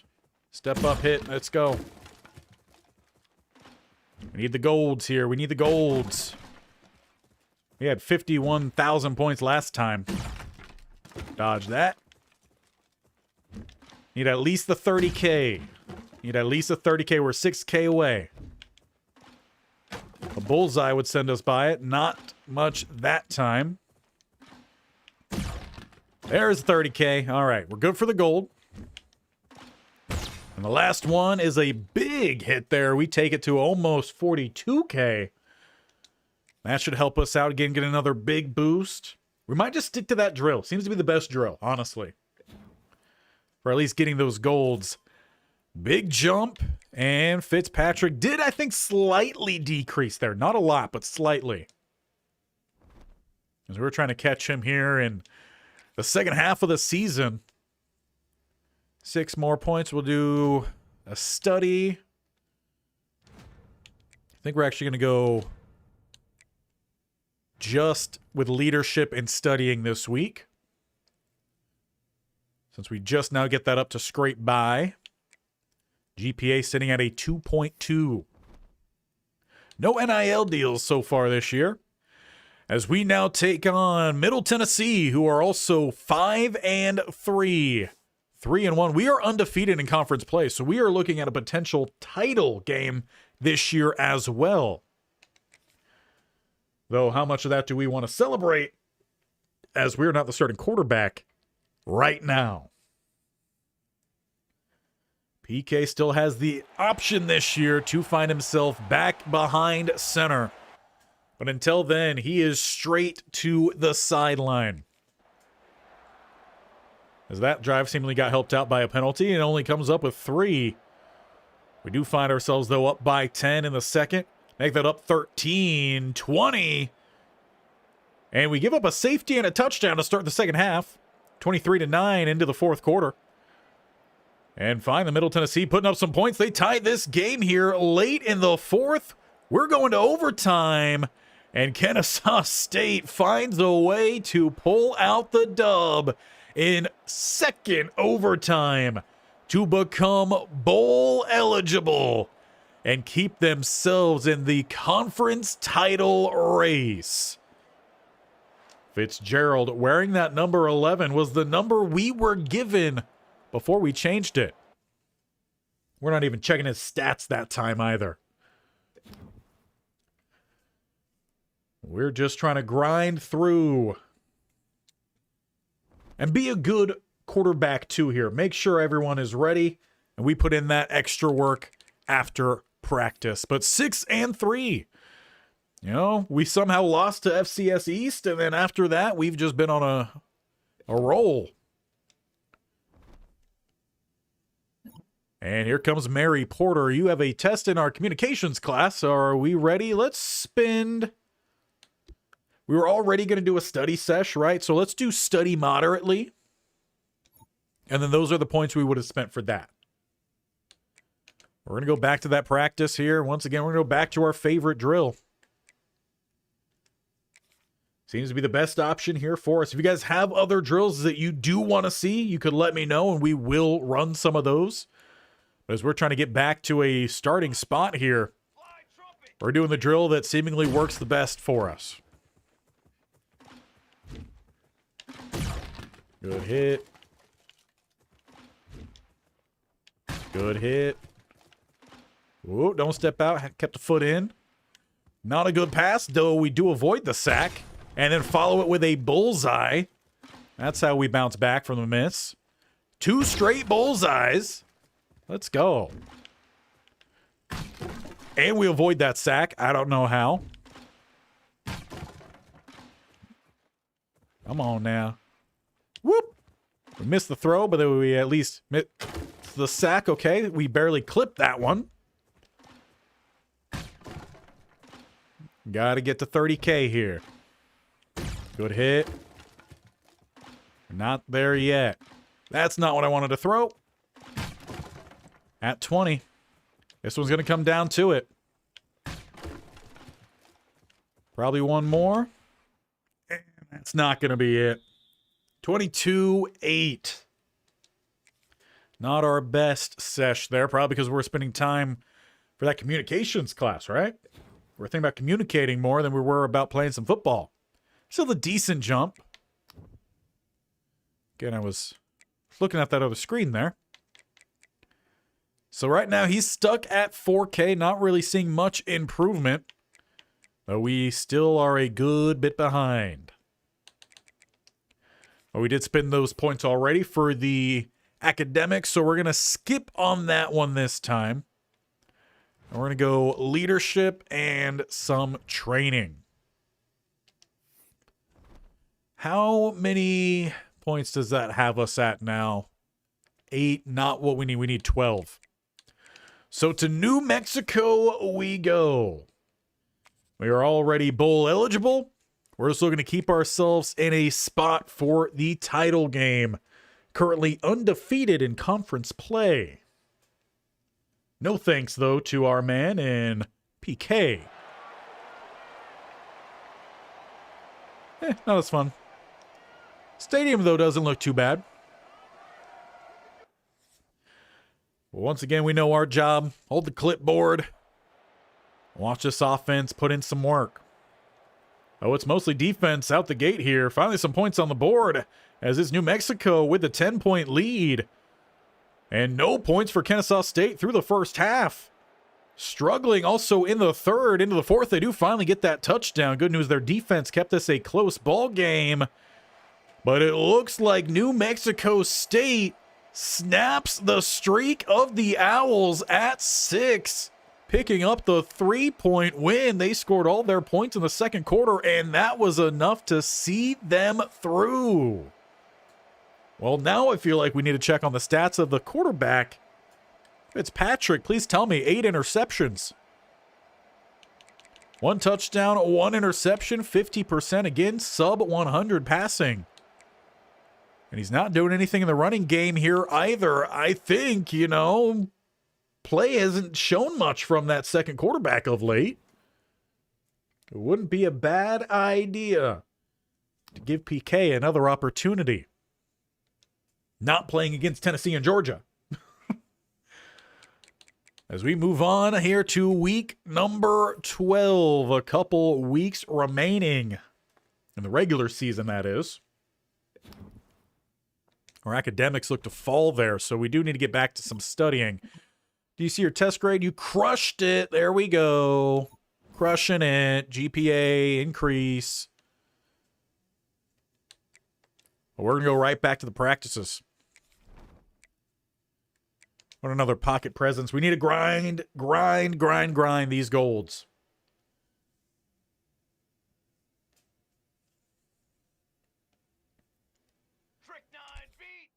Interesting new start this time. Just about get it. There we go.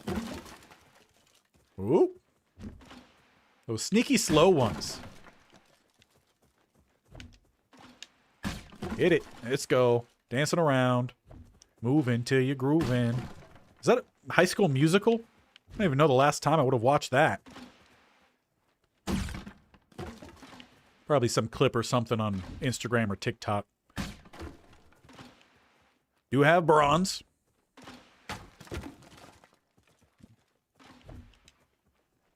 There we go. Quick feet, quick feet. Counts. Barely. Like horseshoes. There it is. Need the 30, need the 30. Only about halfway there. Good hit. Bullseye. That's a big jump. Big jump. Oh, come on. Give me one more throw. We should have just let it fly. Should have just let it fly. I mean, the coach happiness is looking really good here for us. I'm happy about that at least. Not sure if it's really going to help us much in terms of getting that starting spot. But we do need to spend some time studying this week. So I think we're going to bounce back and forth between these guys. Continuing to build here leadership. Closing in at high, which would be nice.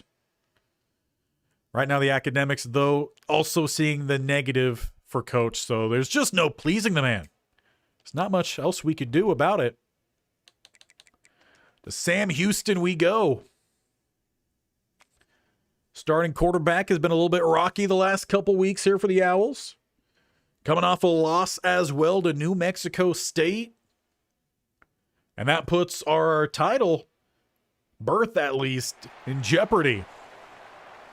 So this team needs a bounce back, and they need it big. Taking on the Bearcats. We got a nice view from the sideline here as they do take an early lead. And advance that lead. 17 to was 0. We do at least get the touchdown, but right now Sam Houston in complete control as they've dropped 40-plus points. Coach, put us in here. Come on now. Give us an opportunity. 2 straight losses, and with that, we might be out of the title game for Conference USA. Bearcats, 41-21. An awful showing for us on the road. And a course correction for this season, it seems like.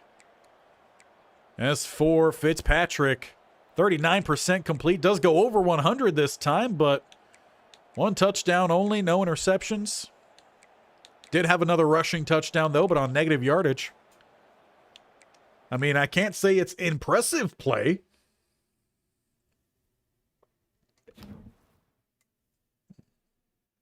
But it has been a grind for our man, Filippo Canoa. As we move to week 13, I believe we got 1, maybe 2 more games. Regular season. We do have bowl eligibility.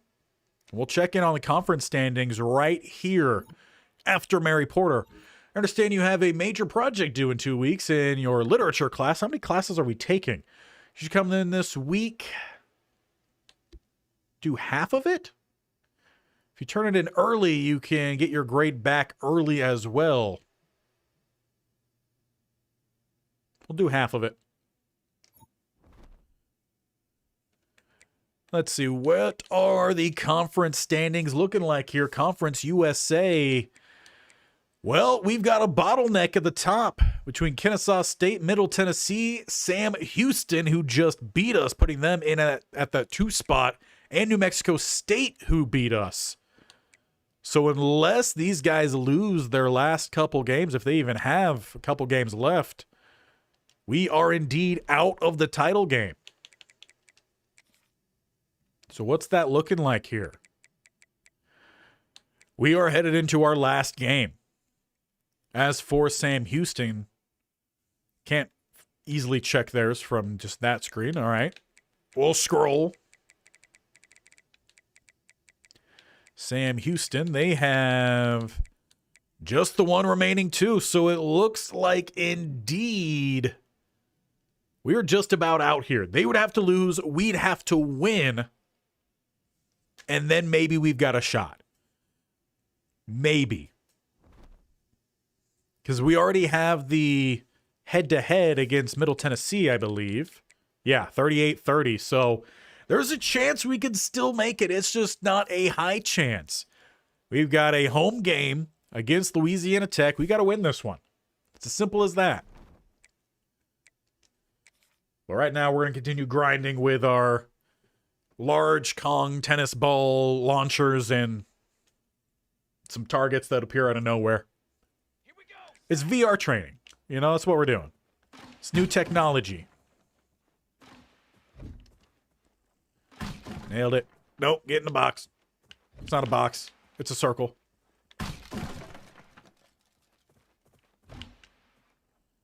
Count it.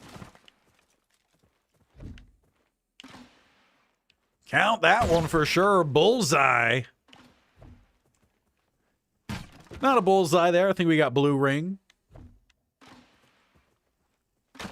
Another blue ringer. Maybe even black. Good job there. Inner ring at least. Like it. Middle ring. Might have been a blue ring there. Nice. Still about 11K away. Nailed it. Come on. Give me one more. Woo! But not enough. 25-7. I don't know if it counted that last throw. Not sure if it did. But not too bad. Coach is pleased with us, and we are close to passing that 2,800 mark. We did already spend some of our energy tokens. So we're going to go leadership here. And another XP training. Up to 10 there. We need 12 again for that upgrade to our arm. This is it. This game decides almost our postseason. A win is a must for any shot at the Conference USA title game. We will have a bowl game. We are not looking anywhere close to the college football playoff. This one is big. Fire is lit here. Crowd into it. It's not a packed stadium, which is not great news. But as we make our way over to the sideline here anyway, we need this win. We're going to cheer on the Owls to do so. As we do take that lead into the second quarter. And it will stay intact as we get into the second quarter, or second half, I should say. Into the fourth quarter, it's only 7-3. They take the lead. They widen that lead. We get one late score, but it is not enough. And our hopes are dashed against the Louisiana Tech. So it will not be a Conference USA game for us, for that title at least. We will, however, have a bowl game, and it doesn't seem like PK will get another opportunity, as we just hit the 2-hour mark here. So we will get through these last couple things, and I think we get into the start of his sophomore campaign today as well. And we'll see if it will be at Kennesaw State or not. As I welcome my face back to the screen here, we get on over to week 14. I have a feeling, though, if we just had a different set of games at the beginning, we would have been starting this whole year. Mary Porter, your lit project is due this week and completed the bulk of it last week. I suggest you come in and finish the remainder of your work. There's a bit of reading and writing left for you to do. Sure. GPA increased. Good news. GPA does matter again for that coach, so is what it is. There are no practices for us here. Just straight up agenda time.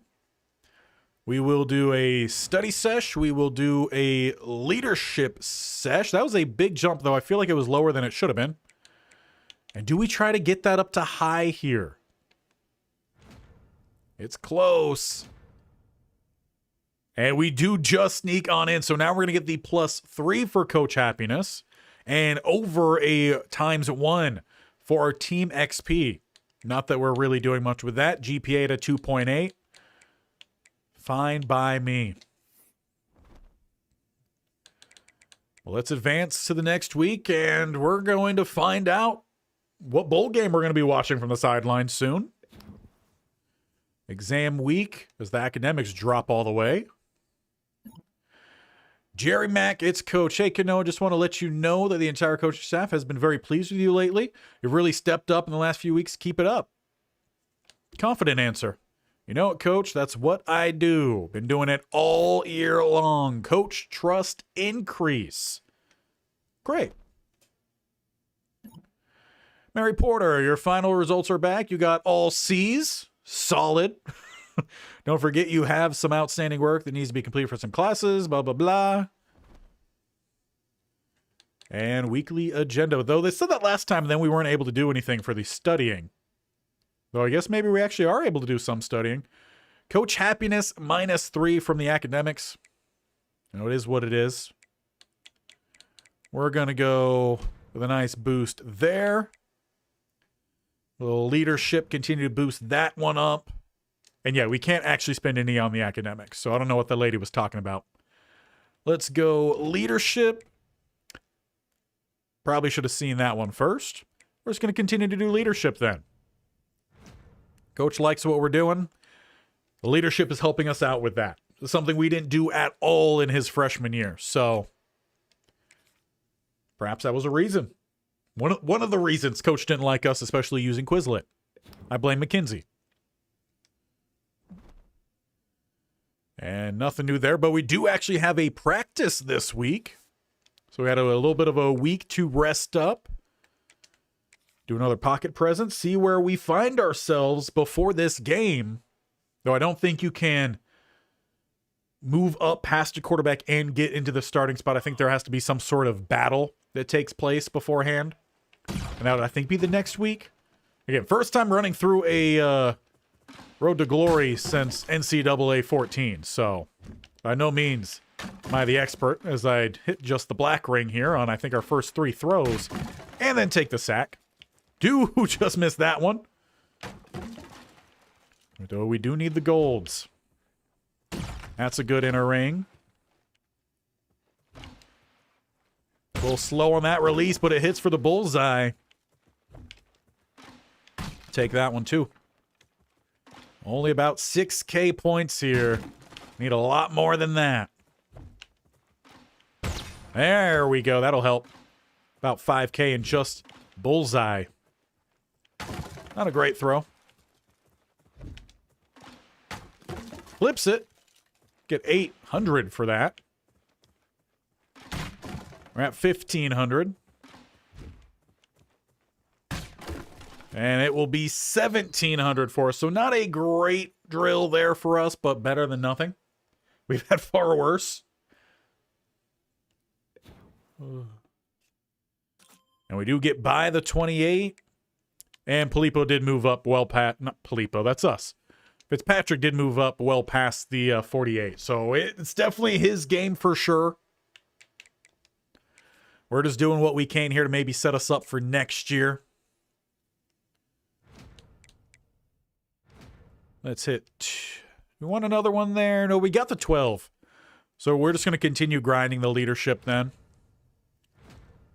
Put us at a good spot for the future. And then we've got the points to make the upgrade we were looking for here finally. To that arm strength, up to an 86 for the throw power. And that is all the points that we have built up over this entire season.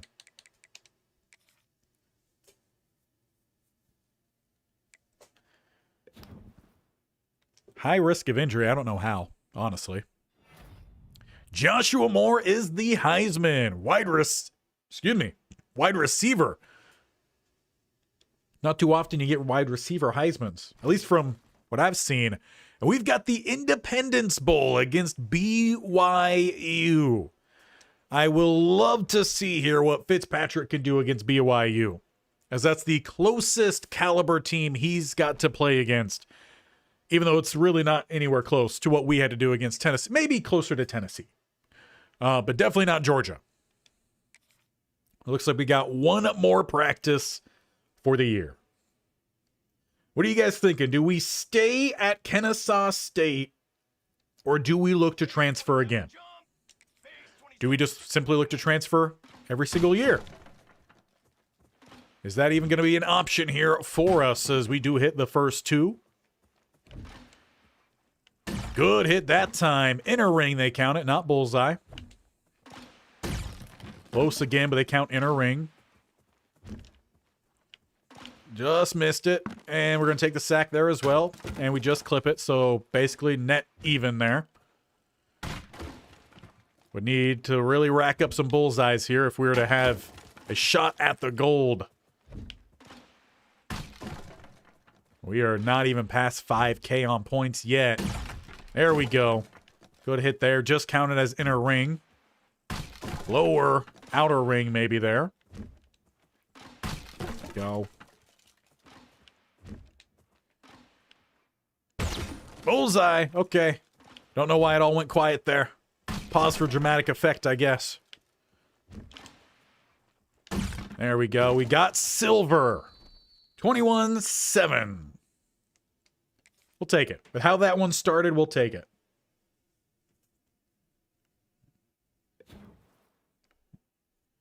Get a little bit more bonus there. And we are very close to the final little area for Coach Happiness. So the coach really likes us here at Kennesaw State. Is that enough to convince us, though, to stay? If Fitzpatrick leaves, maybe we do stay. Got two left, can't go there. Or just continue to grind here on our leadership. And head into the final game for us this year, Independence Bowl against BYU. We are the away team. We won 6 games in a row. Since then, we had squandered it. Looking to end this one on a little bit of a high note as a team. I'm sure Felipe Kanoa would love to bring a ring back to the state of Hawaii. Pretty decent crowd here. This is Georgia State Stadium, if I'm not mistaken. Honestly, not too bad of a stadium. Got a double-decker. Feel like we could maybe plant something on the back wall over there. PK.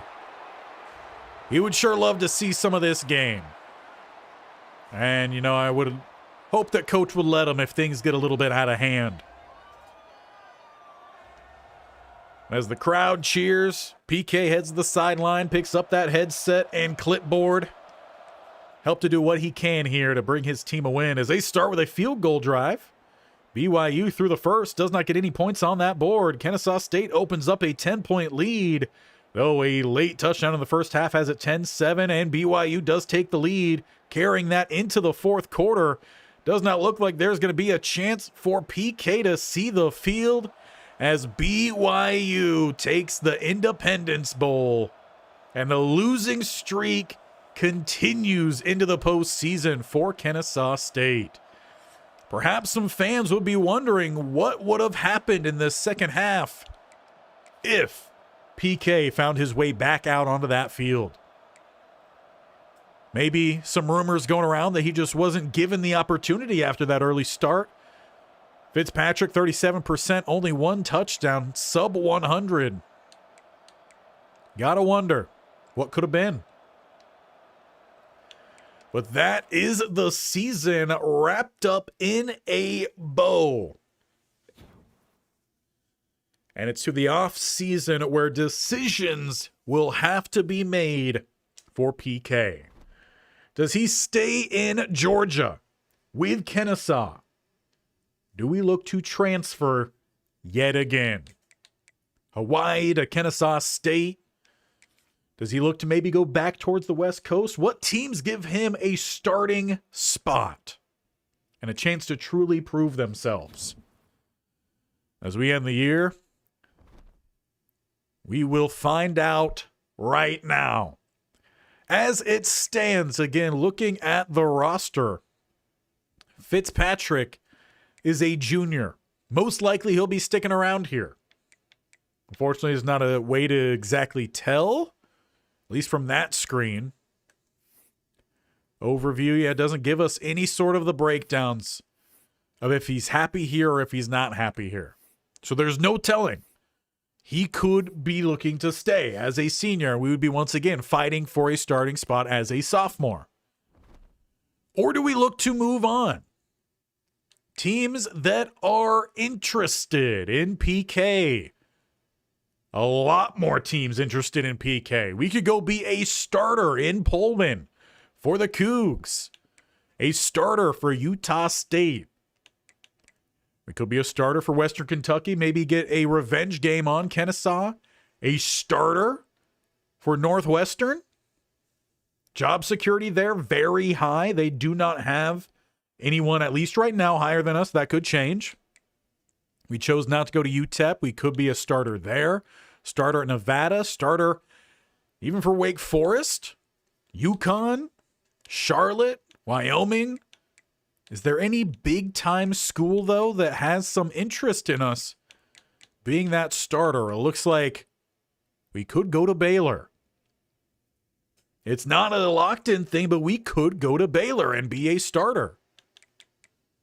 That should be all, downhill from there. Baylor sees something they like here in PK. All the work he put in, go to a power spread, might be a better fit for us.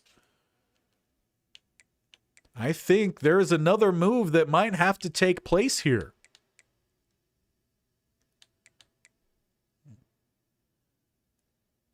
I think in this episode, we are going to be moving to two different schools. What do you all think? Do we go to Baylor? Their interest level is medium, but there's medium NIL opportunities. Job security seems to be really high.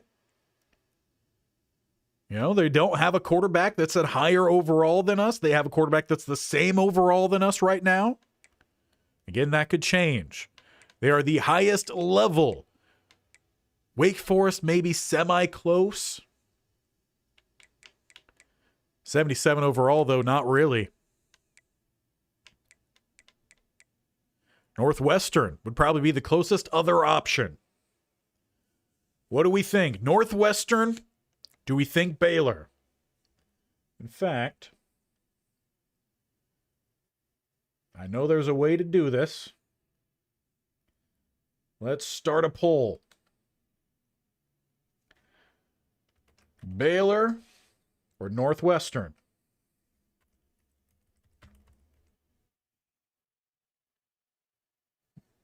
I'll start that poll. You guys go ahead, vote on that poll. In the meantime, let's check out Baylor and Northwestern's rosters.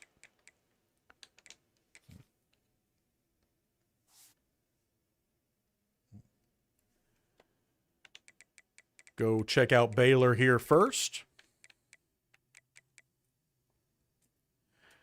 And right now, they do just have Taylor Blake, who had a, okay season. About 3,300 passing yards, 23 touchdowns, 11 interceptions, just 55% complete.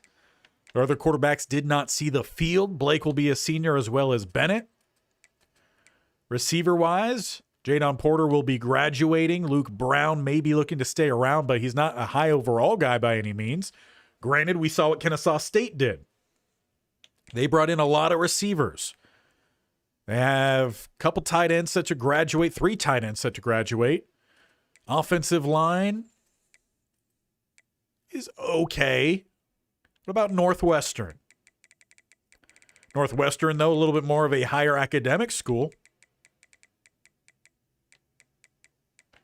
Passed it. Their offensive line got an 80, 85. Hole at center. Overall, though, wise, I would say stronger. Though one of their highest overall guys is set to graduate as a senior. Receivers are younger. Better depth there already. And less competition at the quarterback spot. They did start the true freshman pocket passer in Brooks Krause. 21 touchdowns, 7 interceptions, sub 50% complete. As for the offenses of those two, right now does look like Baylor is in the lead. A spread versus a power spread. I think I would like the power spread a little bit more. Open up the center. We would have more running lanes. What do we think? Baylor or Northwestern?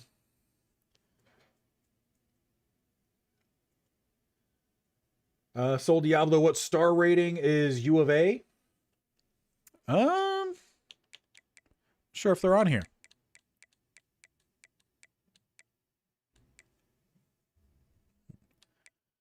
Before we check that out, anyone need to see anything else for making your decision on Baylor or Northwestern? As for some of these bigger tier programs and interest, yeah, we were going as a walk-on to some of these schools.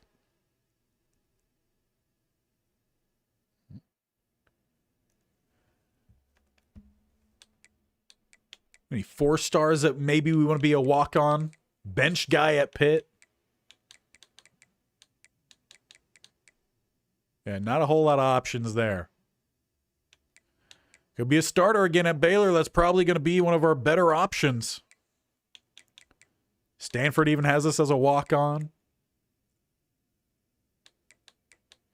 So it would be a 2-star for Northwestern, 3-star for Baylor.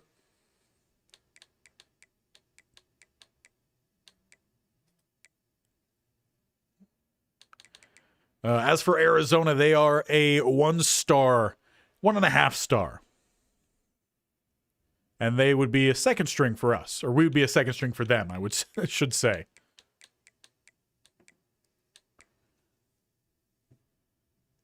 All right, well, it seems like decision time is here. And we will be taking our talents from Kennesaw, Georgia, to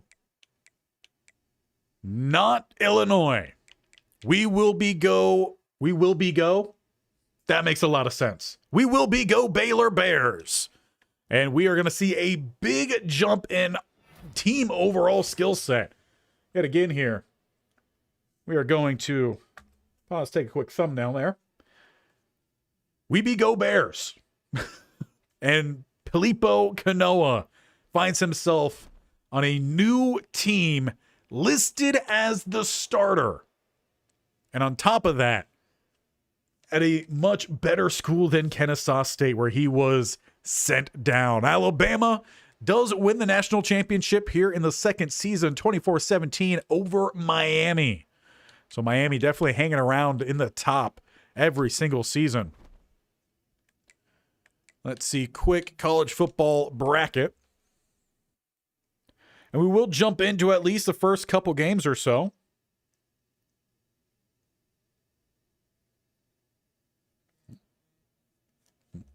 And anyone, UAB ended up making it here this year. Colorado, Indiana, SMU behind my head. They did, however, lose to Clemson. But everyone else, the likely suspects. I guess Florida. They kind of been up and down over the last handful of years. Go ahead and end that poll too.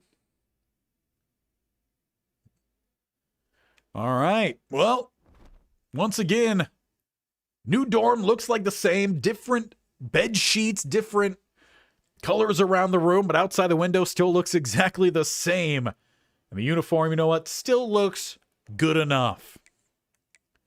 So I say we move along then. We don't have any sort of upgrades we can make right now. We'll sim through this off-season, find out what our roster looks like, and we will get into at least one game. And that might be where we leave things off for this stream. But going through the whole offseason, I'm interested to see what Baylor does if they do bring in some more quarterback competition for us. Obviously, we know that's what Kennesaw State did, bringing in Fitzpatrick. That's nothing against them. That's what a good GM would do, or whatever they call it here for college football. Not all of them have a GM like Stanford and Andrew Luck.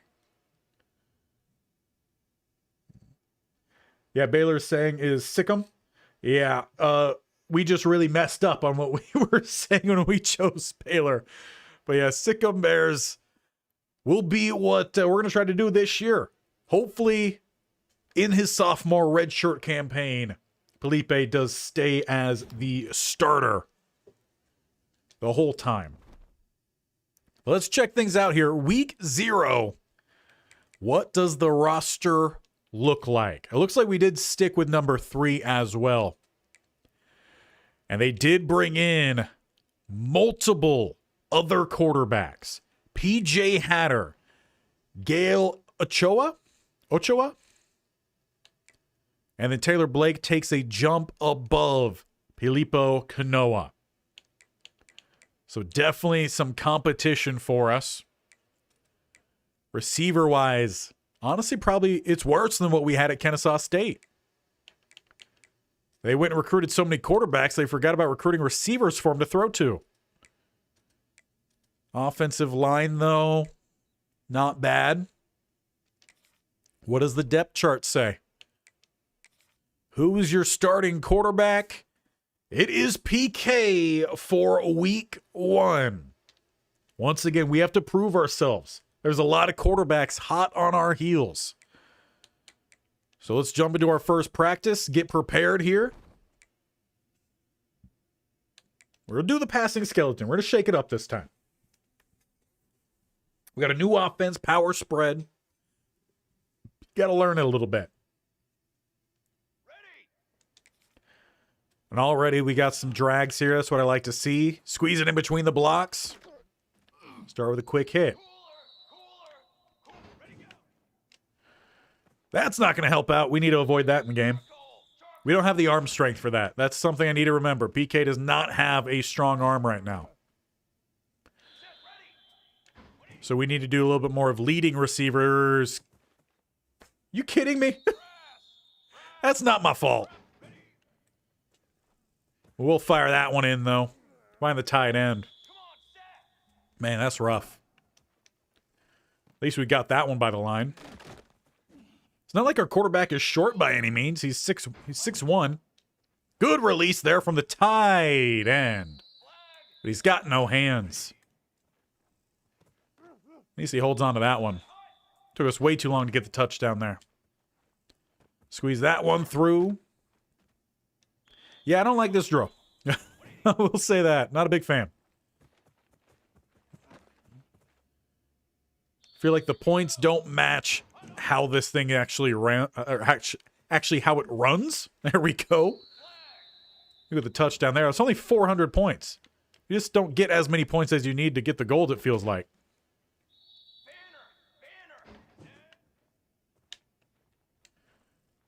Yeah, we tried. That's not who I wanted to throw to. Granted, I did hit 2 buttons. Get that inside release. There it is.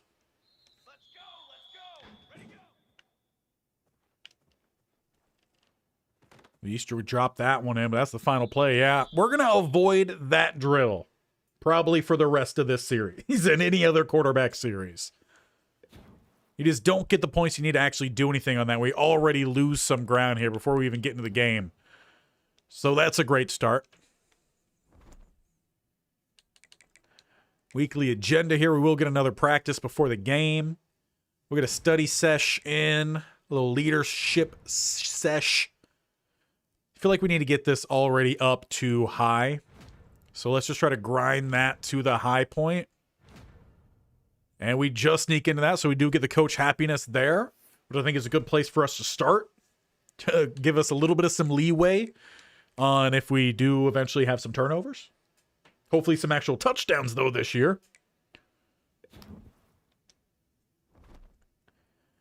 And we got one more, and then we start against North Texas. That is the start we need. Not against Tennessee and Georgia.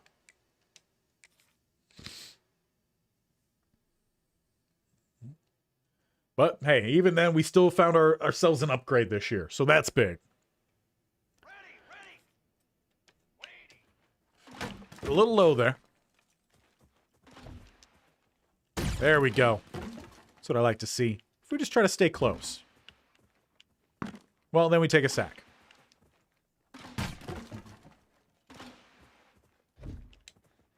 Let's get a little something here. Give me a little something.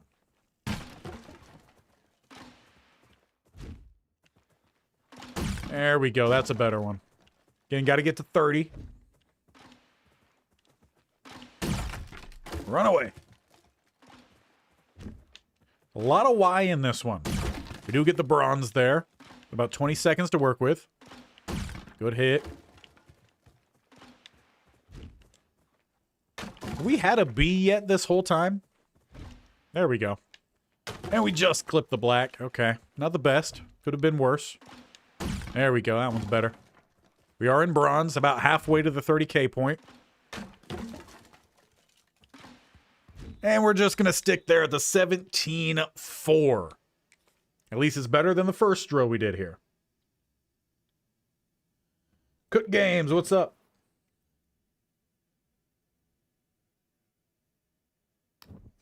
Yeah, better drill. Better drill there for us. Need to find a way to make the text bigger on that so I could actually read what you guys are saying better. Instead of having to look all old here and lean in. Though I am old, so, you know. I guess that fits. 6 points here.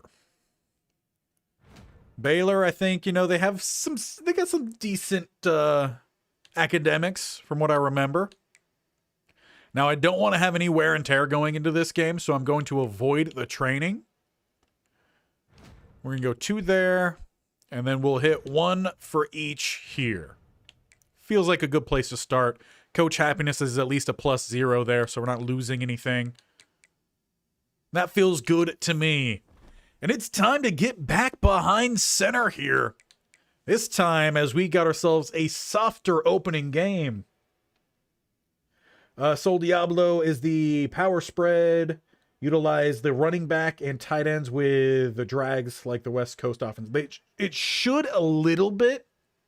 Power spread, though, typically is going to have guys spread out. So probably a little bit more of, if you do have a tight end in the game,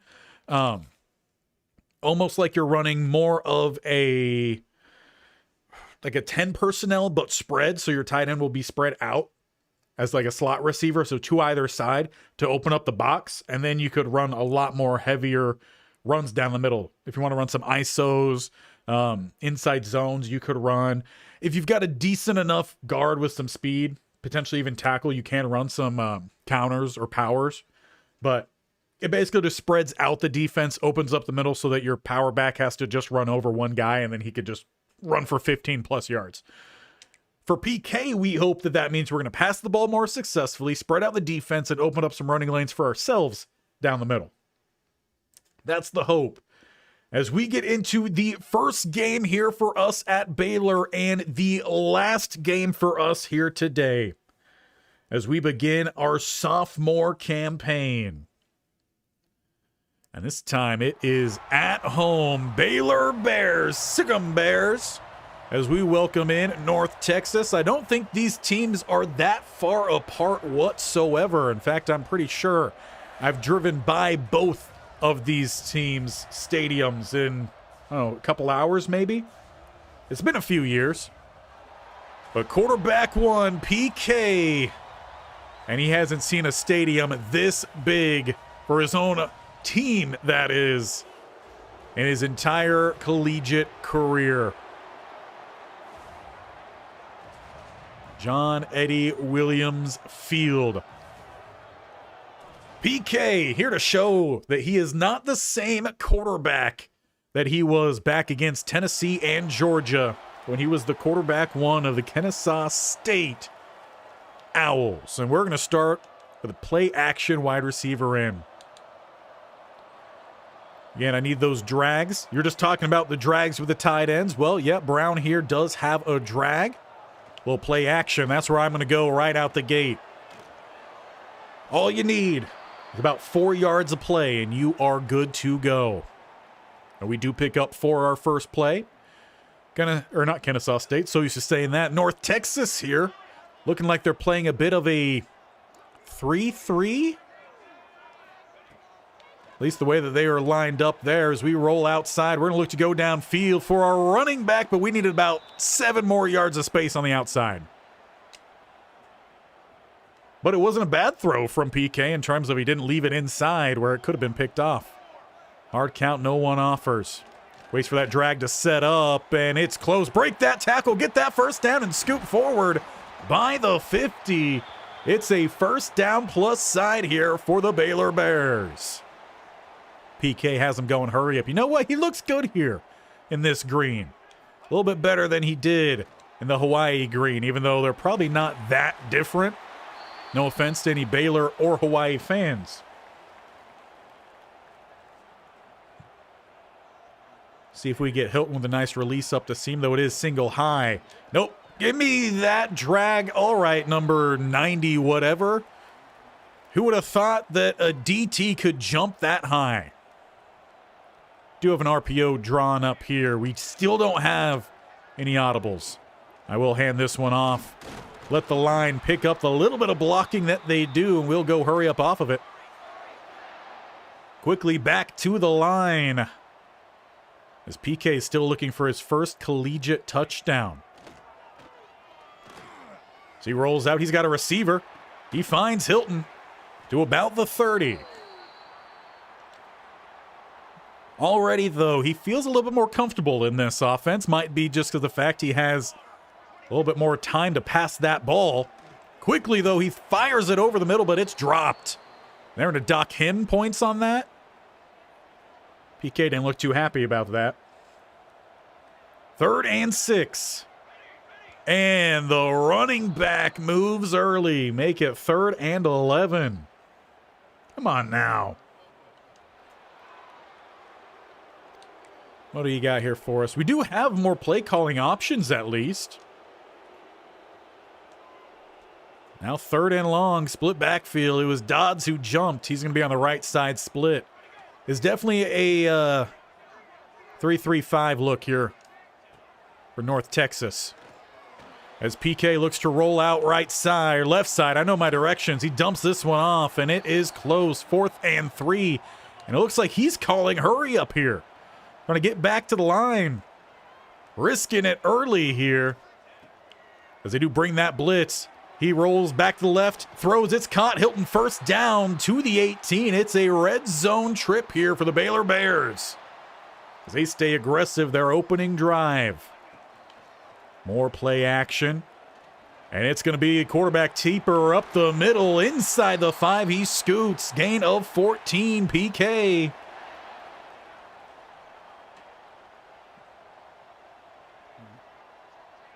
Yeah, I'm pretty sure Sol Diablo, yeah, I'm very, very sure they are very close to each other in terms of college football landscape. So actually hand that ball off there. Does not find its way into the end zone. Instead, second and goal at the 2. Yeah, this is definitely a 3-3-5. Really love to be able to have a hot route in. Fire this one in, though, for the touchdown. PK with his first collegiate score comes his sophomore collegiate. I meant to say sophomore redshirt year. Obviously, we know this is college ball as he puts Baylor up by 7. Good start here in Wacky Waco as we hold on to that lead. Obviously, North Texas, they had their head coach move on to Oklahoma State. So they've taken a little bit of a dip, perhaps. Open target here, and there is nothing but space by the 50 before finally tracked down by Manuwai. If I'm pronouncing that correctly. Seems like Baylor went to the state of Hawaii here. Recruited a couple guys. I'm here for it. Give me a line shift to the right here. I'd like to make this a little bit of a rollout pass. Off the back leg, lofts it in beautifully to the running back, but he can't hold on. That's a miss. And I can't change this either. Shouldn't have flipped it. Are we really running a... Yeah, I would love to change this. We're going to run a jet sweep here to the tight end. Good lead block, though, from the running back, and the tight end scoots up the sideline. Is that even a tight end? Or is that a receiver wearing number 43? We might need to check in on the depth chart.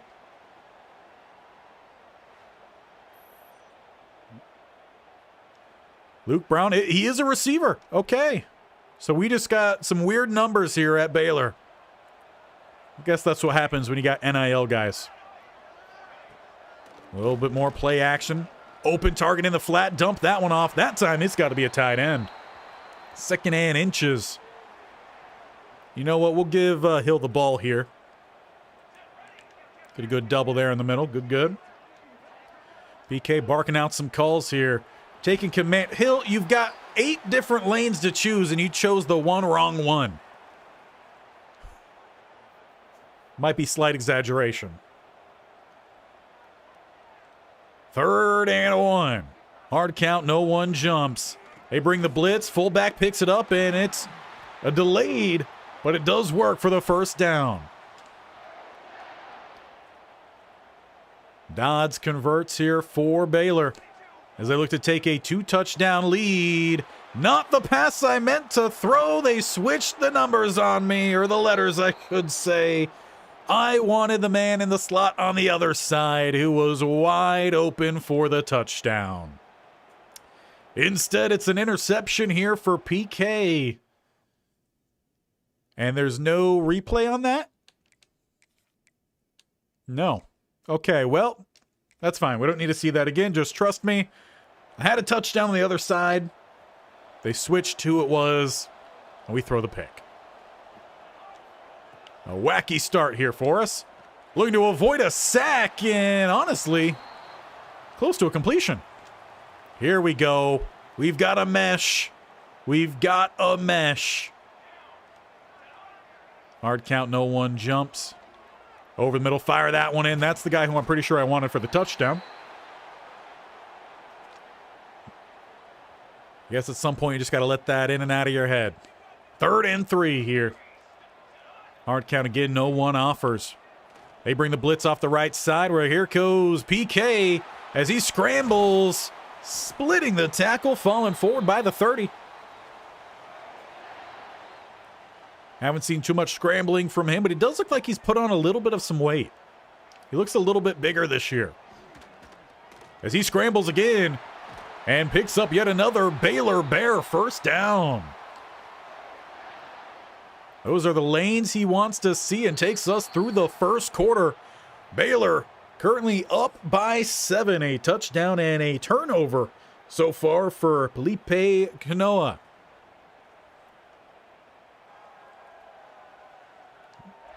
We'll get on in here to the second quarter. look to continue a really good start to this drive. A couple first downs back-to-back via the ground running for Kanoa. Again, tries that hard count. Needs to work on his bark a little bit. Throws a nice touch on the pass, but it's in and out of the hands of West, the tight end. So 2nd and 10 then it is. And some more play action. Once again, he's on the move out to the right-hand side. Now he's got blockers that way. He utilizes them to get that ball down to about the 30, 72 yards on the ground here for Kanoa. And he definitely seems to be a whole different player than what we saw in his last start against Georgia. 1st and 10 here, handing this one off. He'll find some space down the middle. This is power spread, so every now and then we do need to hand that ball off down the middle. The 2nd and 5 we've got here with some motion pre-snap. A little bit of some play action under pressure, and it will be a sack. Jaden Manning taking down Kanoa back at the 31. It's 3rd and 10 now. 2 spread to the right, 1 to the left, tight next to the tight end. PK not exactly trusting things here, dancing around in the pocket, and he couldn't turn around enough to get back inside where he had some room to step up.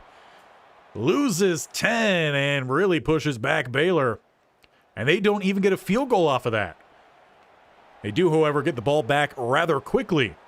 But only 1 touchdown so far here for Kanoa. And the Bears offense, it's not starting off with anything crazy there as it's dropped on the quick drag over the middle. So 2nd and 10. The 45-yard line. Open target and hit. This time it's caught by West for the 1st down, gain of 11.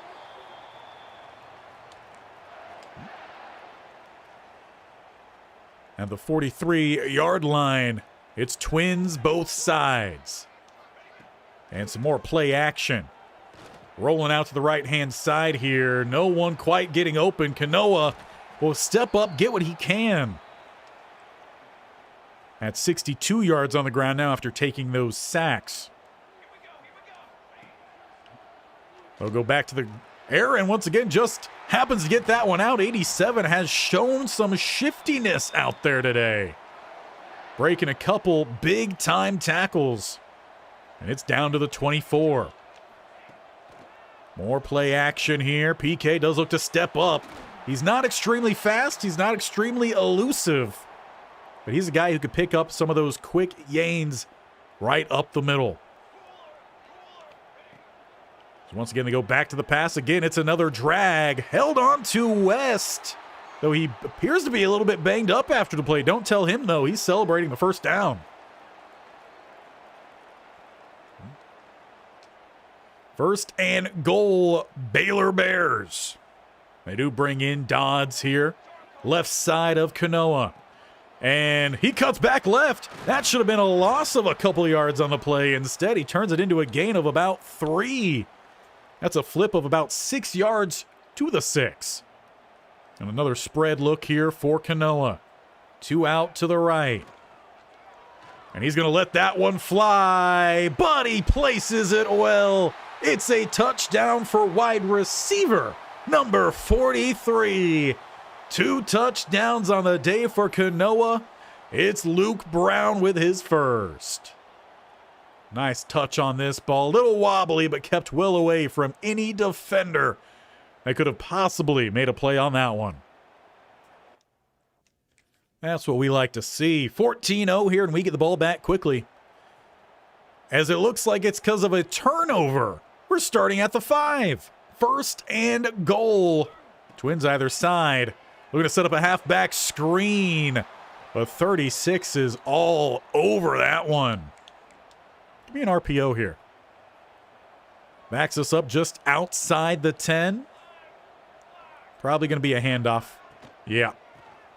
And it's Hill trying to get back what he lost. Not sure I like the marking. As they say at the 8. I think he got a little bit more forward than that. God, I would love a hot route here. Would love it. Hard count, no one jumps. We got the running back, though. Make it 3 on the day for PK. in his first start for the Baylor Bears.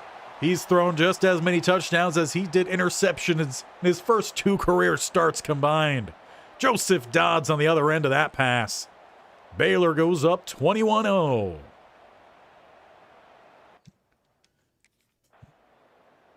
The defense is locking things down here.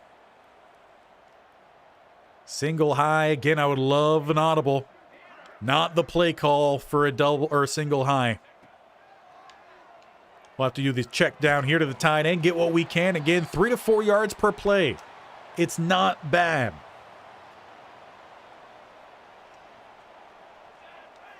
It's also why I like just having these drags under pressure and a sidearm release. Pass falls incomplete, but avoiding the sack. It's Felipe Canoa. They'll come to spread here on 3rd and 7. Sending just 4, and he had the inside release. But the line gives up the 4-man rush. Quickest drive on the day here so far for the Baylor Bears. North Texas takes advantage of it. They get their first points, leaving 1 minute, 9 seconds on the clock. Can Canoa lead his team down the field and do it quickly? Well, that was a great throw to start. Unfortunately, his receiver couldn't squeeze it. 2nd and 10. A little bit more single high here. Goes backside. This time he's going to find his man in Hilton. Will be a gain of 6. Priority's got to be first down here on 3rd down. The clock moves inside, 1 minute to go. Who snapped that ball? And looking to step up here right into 2 defenders. It's a first down. That clock will pause for the moment. They get everyone lined back up here. It will roll. 2 high for North Texas. And it's a flat open here for Hills. First down. Passing the 50, taken down at about the 46. Will be hurry up yet again. Baylor does have 3 timeouts when they choose to use them. Right now, they're just letting themselves fly down the field here. Felipe short. They'll call one there. 84 yards for him on the ground in the first half alone. Very much feeling more comfortable in this power spread offense over the veer and shoot he was in at Kennesaw State. Quick hitter here is at least enough for the first down. Brown unable to get out of bounds, however. Means they're going to have to go hurry up here. Still 2 timeouts. Clearly they want more.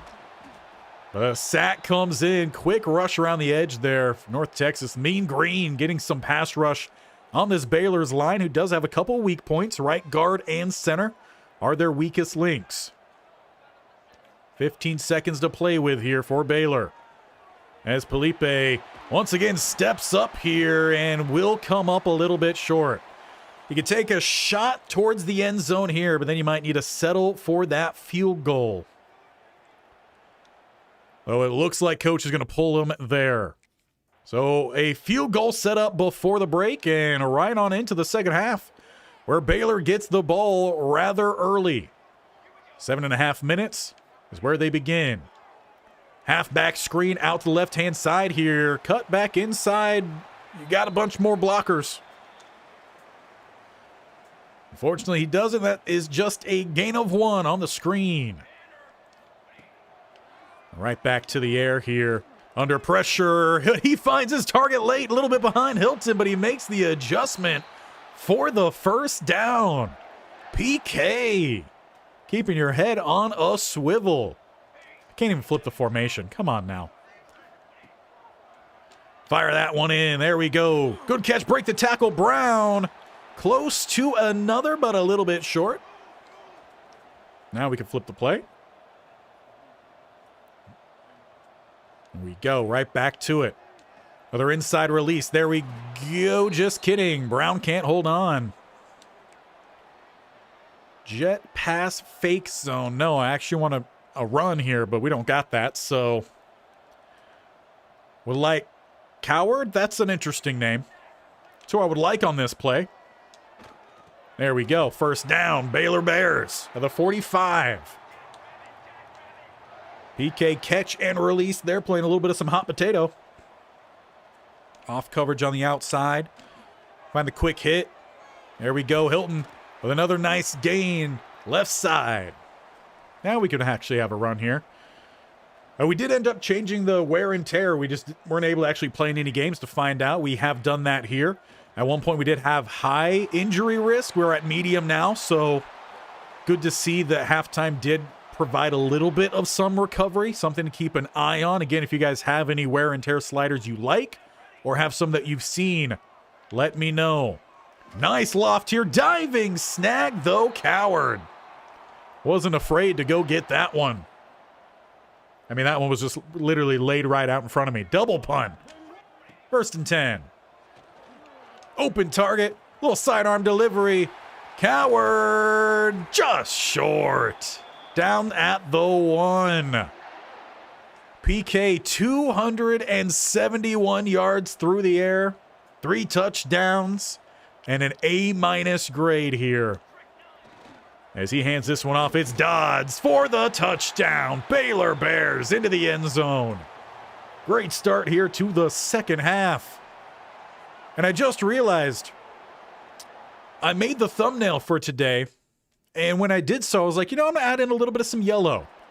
So we had the green from Hawaii, a little bit of yellow splash with some red for some dramatic flair. And now we're playing here at Baylor, whose primary colors are green and yellow. It's like it was meant to be for PK. What was not meant to be there was gaining any sort of yardage. Once again, this Baylor offensive line gives up some rush. It's probably because you got a left tackle who wears number 58. That's a center number. Or a linebacker number. Halfback screen here to Dodds. Little spin forward will get the job done. First down, Baylor. This passing game has just shredded the defense. The Mean Green. And no one blocked the outside, though. You can tell PK is sore out there, slow to step up. But he finds his man, and Logan Schramm injured on the play. My apologies, 58, for making fun of your number. I think that is almost as instant karma can get. Now we got number 79, a true tackle number. Gotta love how that works out. 1st and 10. A little bit of some play action here. We'll flip this one to the outside. Break the tackle. No, good open field tackle as Wes Tucker now is down. 2 starting linemen out in back-to-back plays. That's not what you want to see. 2nd and 13 then. The 50-yard line. We'll go with a quick hitter here, get what we can. A gain of 5, setting up 3rd and 8. The 46-yard line. 2 out to the left, leaves 1 to the right. A little hard count there, no one offers. And again takes the hit upon release. Looks to be where that drive stalls out. Baylor, though, up 31-7. However, that changes as it is a touchdown and a 2-point conversion for the Mean Green. And for some reason, we're starting at the 3. And this one off Dodds. He's got space. This running back needs to work on reading gaps. That is for sure. Okay, don't hit down on the right stick. We used one of our options for changing the play. Not what I intended. I was hoping to try to chew some clock. Got a little pre-snap motion here. And should have thrown the drag earlier. We will fall forward to pick up 1 as we head to the 4th quarter. Baylor up 31-15 over in-state opponent North Texas. Filippo Kanoa, though, really spreading out the targets here. 10 for Brown, 10 for another guy, and a few more spread out there. Didn't have a chance to read all the names. Hilton, I think, is the other man with 10. We've obviously went to Coward's way a number as well, and for Manuai. Over on that right-hand side here, hard count, no one offers. It's the Texas route in Texas. Close to the first down. It's 4th and inches, and it looked like PK was trying to get them to run hurry up back to the line for a quick sneak. But coach quickly tells him to get off the field, and for PK, he might need to get off the field. He is massively at risk of injury. So we might need to look to go maybe more towards the running game here in the 4th quarter. Some sure quick passes. There was no running lanes that time. So I need some short passes. I'm going to need a lot of drags here to try to close this game out. PK banged up as banged up can be. Get open. Here we go. Toss it outside. Good throw. First down. Coward. Give me some more of that. A little bit more runs. PK trying to step back here in the third as he crosses 300 yards passing. Kennesaw State in tears right now as Hills with a nice run. Good blocking in front for him. He picks up 4. This is the PK we've been waiting for. We've had to wait a good while. About 5 hours in total. And PK with a near blindside smack that does fall incomplete. Pierce that time delivering the hit. 3rd and 6 then. Fayad would not mind going your way here. Good route. Good ball placement. You're close. 4th and 1, coach. Come on, let me go for it here. We're so close. PK's been watching a little bit of Coach Ty film. Good news, defense stands there. We remain up 31-15 midway through the 4th. PK trying to close this game out strong. As he finds Hilton for the first down, rumbling, turning a gain of about 10 into a gain of 18. Wouldn't mind maybe looking to go his way here.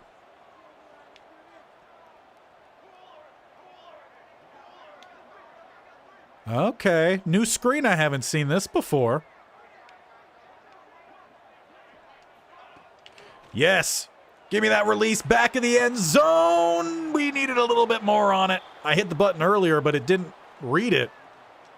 So I had to hit it again, and by that time we ran out of space.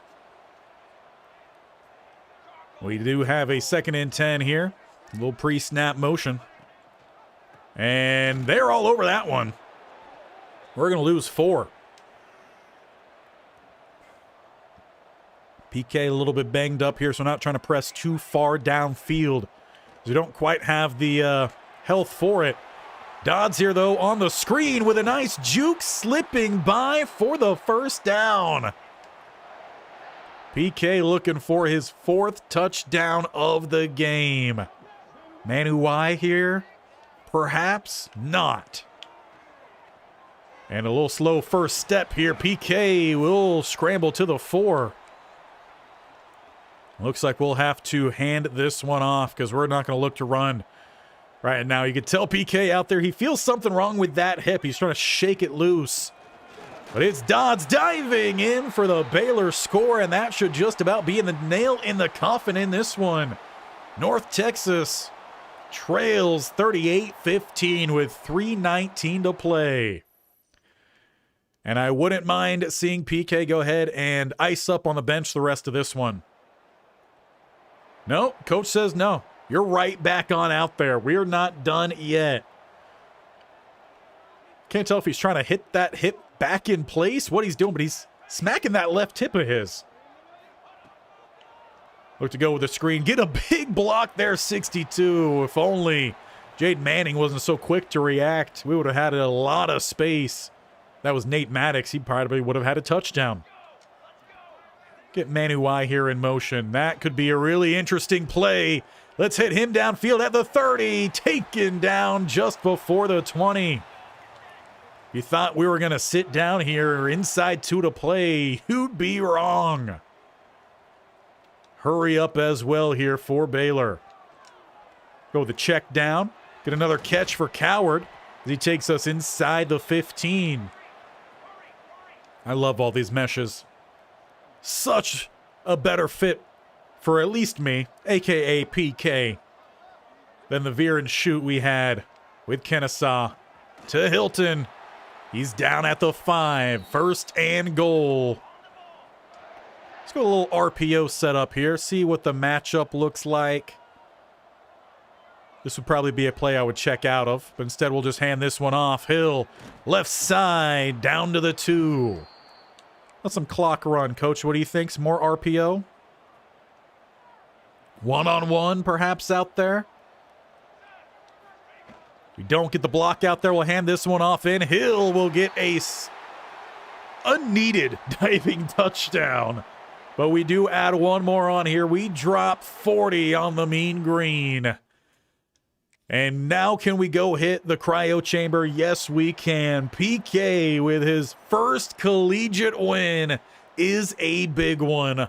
45 points on the board. He throws for 405 yards, 73% complete.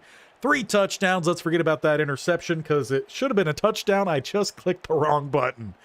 But that is a big showing against a lesser opponent, but a big showing and something to build upon here for PK heading into his sophomore year and ready to show this league what he's got. Take one more look at his stats because we did not see all of them. A 148 QBR, 56 attempts.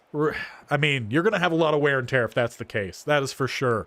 He also ran the ball, too. He was the leading rusher with 94 yards on 15 carries. Felipe Canoa, welcome to Wacky Waco.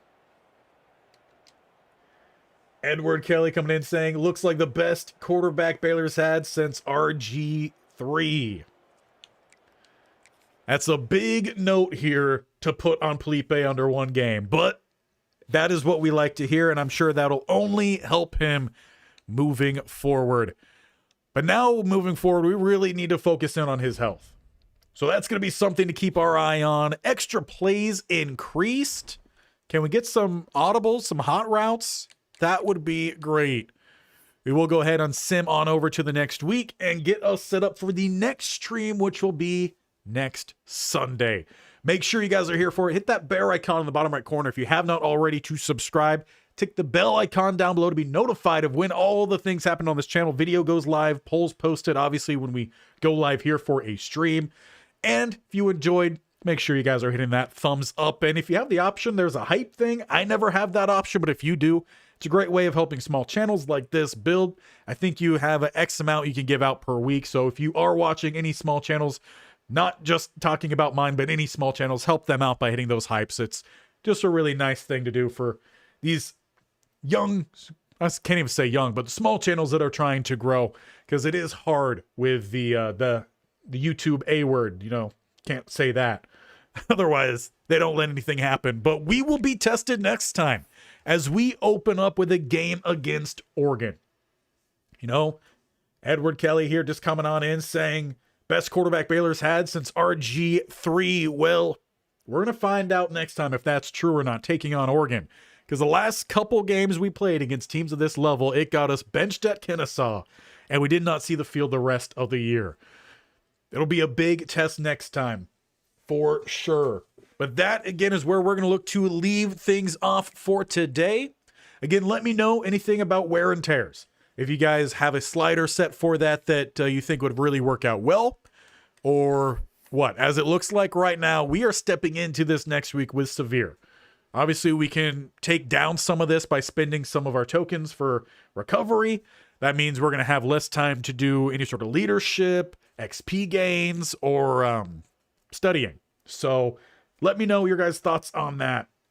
But that is where we're going to look to leave things off as we hit the 3-hour mark right there. So that's kind of what we're aiming for here. 2 to 3 hours of streaming on Sundays.